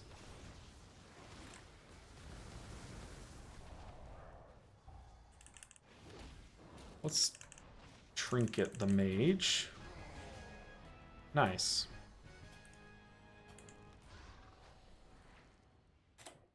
Dang, 12.5 minutes. Not bad. Stardew Valley. I never played Stardew Valley, but one of my friends still plays it like every day and loves it. EDH, I'll be playing some online games with my brother tonight. Oh, that's awesome. Do y'all play on like Cockatrice or what's the other one, like Hex something, Hex Mage or something? Let's see. I haven't tanked Ruby Life Pools yet, but the first boss of Azure Vaults definitely hits his tank buster decent. Oh yeah, for sure. Yeah, the first boss of Azure Vaults, I'll argue it's the hardest boss there based on scaling. It seems like it's pretty heavily scaled right now. I would like to start this pool with everyone full health, but we're close enough. I'm gonna stand on the bird. Candescent temp. Stand between the bird and the wall. Chilling. Yeah, my second channel is literally just LBN. I've only posted like a couple videos, and guys, I'll be honest. There are some Raid Shadow Legends videos. Yes, some of you that watch my streams all the time know I do play that game, unironically, but only when I'm like absolutely bored, and because it's like an AFK thing. But there are some a couple Smite videos too, and I do want to revamp that once Smite 2 comes out. Also, now that Gigantic's out, Gigantic is a Spell Table. Okay, I have a couple friends that play on Spell Table. Not friends, but like people that I know. But Gigantic's like another MOBA that me and my friends used to play back in the day, and I'm actually really good at it. And there's a character on it that plays like a monk. Like he's supposed to be like a frog monk. And I'm so good with him, and he's so much fun. I've been contemplating whether I make Gigantic guides on the second channel, but the issue is the timing. Like I just can't take time away from this channel right now to just work on like passion projects on a second channel. Molten Army, pick it. Yeah, this is just hands down my #1 priority is just growing this channel further. Because one, it doesn't make sense monetarily to not make videos here, but also nothing about it would make sense. So my Merlin is as compared to a PC Merlin. Oh no. Yeah, I used to play on Xbox. That's where I started on Smite, but then I did build a PC. But I think someone had said earlier, it might have been you, that you can't wait till your PC comes in. It's definitely a huge step up for MOBAs. Okay, so this boss is no joke, but we do have a mage to help with the curse.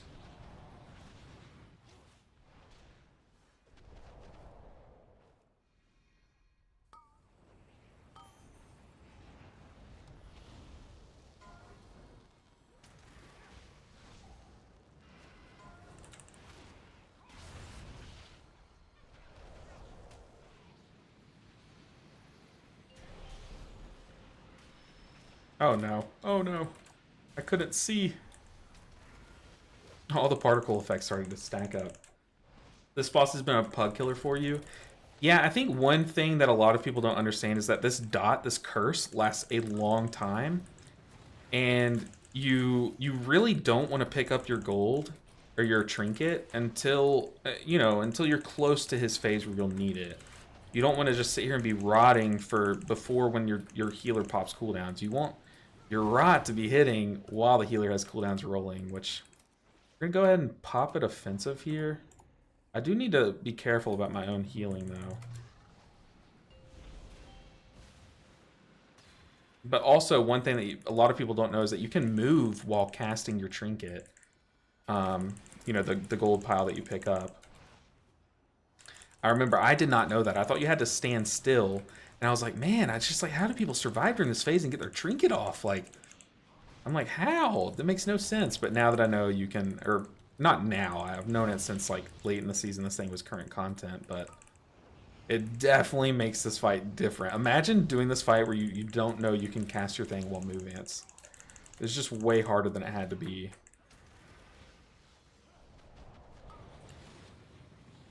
Oh shoot, I need to get a trinket. Like that. So look, I can move and cast it.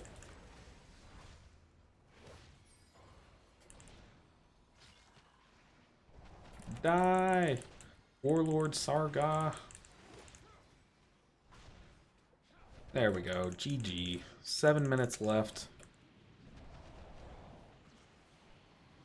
I need to add diffuse magic. This season, I'm going with diffuse magic again. Last season, I said at the start of the season, I'm just going to be lazy and go Yu'lon's Grace all season. There wasn't like a tactical purpose. It was just because I didn't want to have to like swap talents between diffuse magic and not. But this season, I'm all in on diffuse magic. So I need to add it to my UI somewhere. Okay, I've got a lot of stuff to catch up on. Jeremiah Bellows has a great name. Hashtag not biased. Oh, we got Jeremiah Love in the chat. It's tank targeted damage now. Yes, yes. Yeah, they removed the AoE circle from him. Perfect example of Pug. What we were talking about earlier. I just tanked an Algathar and specifically asked if everyone knew the tree boss tactics. The one who shouted yes the hardest was standing on the other side of the arena. Ugh, you hate that. I haven't tanked RLP yet, but the first boss of Azur's Wall is definitely... Yeah, bosses hurt tanks right now. For sure. Yeah, I lost my Pokerogue run at floor 195 out of 200. Oh, that's brutal. What is Pokerogue just like a...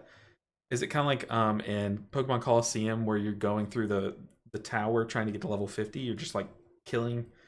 Is it like a Nuzlocke or something, but like in wave base? That's kind of cool. Let's see. Is it possible to be a pure healer Mistweaver instead of doing melee? I mean, yeah, you can. Okay, instead of the word melee throws that off, Antonio.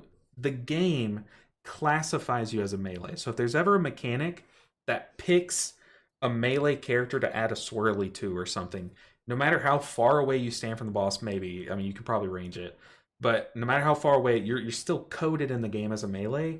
But you can swap your talents to a build that you literally just sit there and sit in a soothing mist like the whole time. You'll overheal people a ton, but you'll always be ready to spot heal and you'll do 0 damage. There's a lot of drawbacks to it, but a lot of people enjoy doing it. Like, let me see if this build is still up to date. I don't think so. Okay. Yeah, you can swap around your talents, get rid of all the Phalanx, Ancient Teachings, like all this, the stuff, and you can swap to Yu'lon, swap to things like, I don't know, like Peer into Peace would be huge. You can probably go like a T build, which would be kind of crazy. It'd be fun. But yeah, it's not as viable because you're doing no damage, and that always matters in Mythic Plus because it's just how Mythic Plus is structured. But yeah, you can definitely do it. You used to have to stand still as part of the way through season 1. They changed that to be castable on the move because so many were complaining. You can also carry more than... I knew I wasn't crazy, Bryce. I knew I wasn't crazy, but you can also carry more than one at a time. Interesting. And cast them in quick succession. Interesting. Yes, you can. I healed casting Mistweaving up to 23s. You totally can. Yeah, you can go back in my channel and see some of my caster videos, which, you know, who knows how up to date they are, if I'm being honest. Like, they probably aren't. But yeah, you can definitely do it. You just, like I said, you won't do any damage, which matters a lot. Matters a lot. And there's just so many synergies that are so powerful from literally specifically Rising Sun Kick. Like, Rising Sun Kick is just so integral in Mythic Plus because of Rising Mist, Rapid Diffusion, and just how much it just cycles in your... you can get those off and just extend all of your hots. So it's like you're missing out on a lot of value. And Chi-Chi's so powerful when you can almost guaranteed have 3 people to cleave off of every time.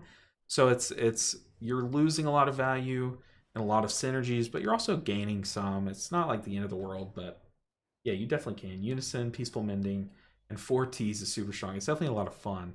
4 Ts is fun. I don't think it's good, but I think it's fun. But guys, y'all can probably hear it. I'm starting to lose my voice a bit, and I have a lot of editing to do before me and my wife go on our date night. Y'all know Fridays are our go shopping, go grocery shopping, I should say, and then go get food together. So I'm gonna leave y'all here. But hey, look, today was crazy. We cranked out some keys today. Um, yeah, we did it. We didn't do any tens. We didn't do any tens, which is kind of disappointing. But we gained some IO. It's getting up there. For week one, I'm pretty happy with this, and I had fun. Y'all were amazing today. A roguelike Pokemon game, fun doing this. I just started a Nuzlocke on my Switch. I have it here that I play at night. I'm doing a Nuzlocke of Brilliant Diamond right now. But guys, y'all are amazing. Thank you for making today so much fun. Thank you for those that subbed. I know we hit a hype train today, so that was pretty cool. And if you're sitting on your Prime sub, I always say this: don't let Jeff Bezos steal your money, because that's literally what's happening.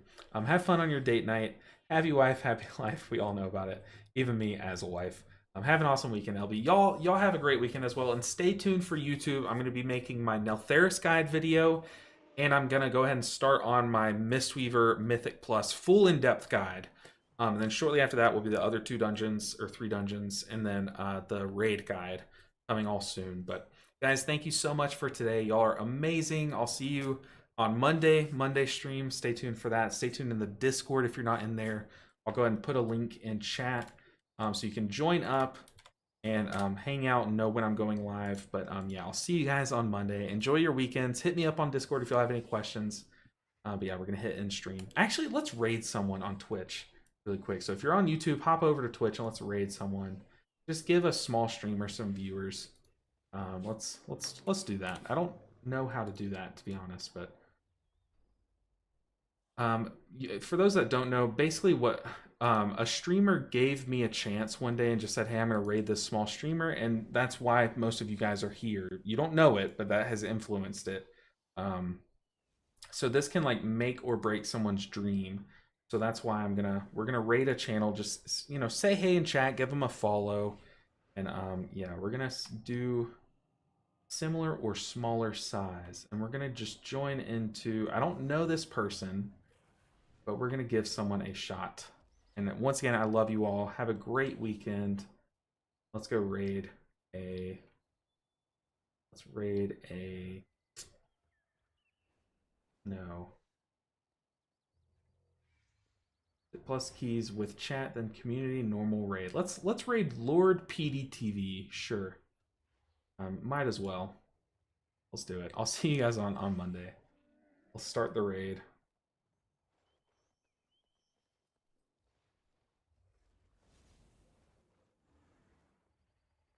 Looks like they're playing some kind of warlock. Destruction, maybe? Alright, let's do it, guys. I'll see you Monday. Peace out.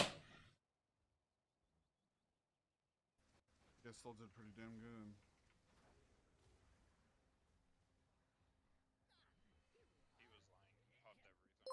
Shut the fuck up. LB Ninja, thank you so much for the raid. Greatly appreciate it.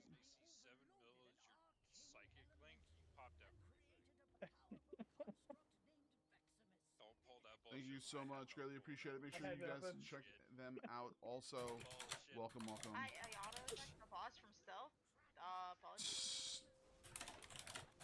That's definitely how I wanted to open the Do you want us to grab the orbs, or you want to grab them? I don't know how this works. I don't know if y'all can still hear me.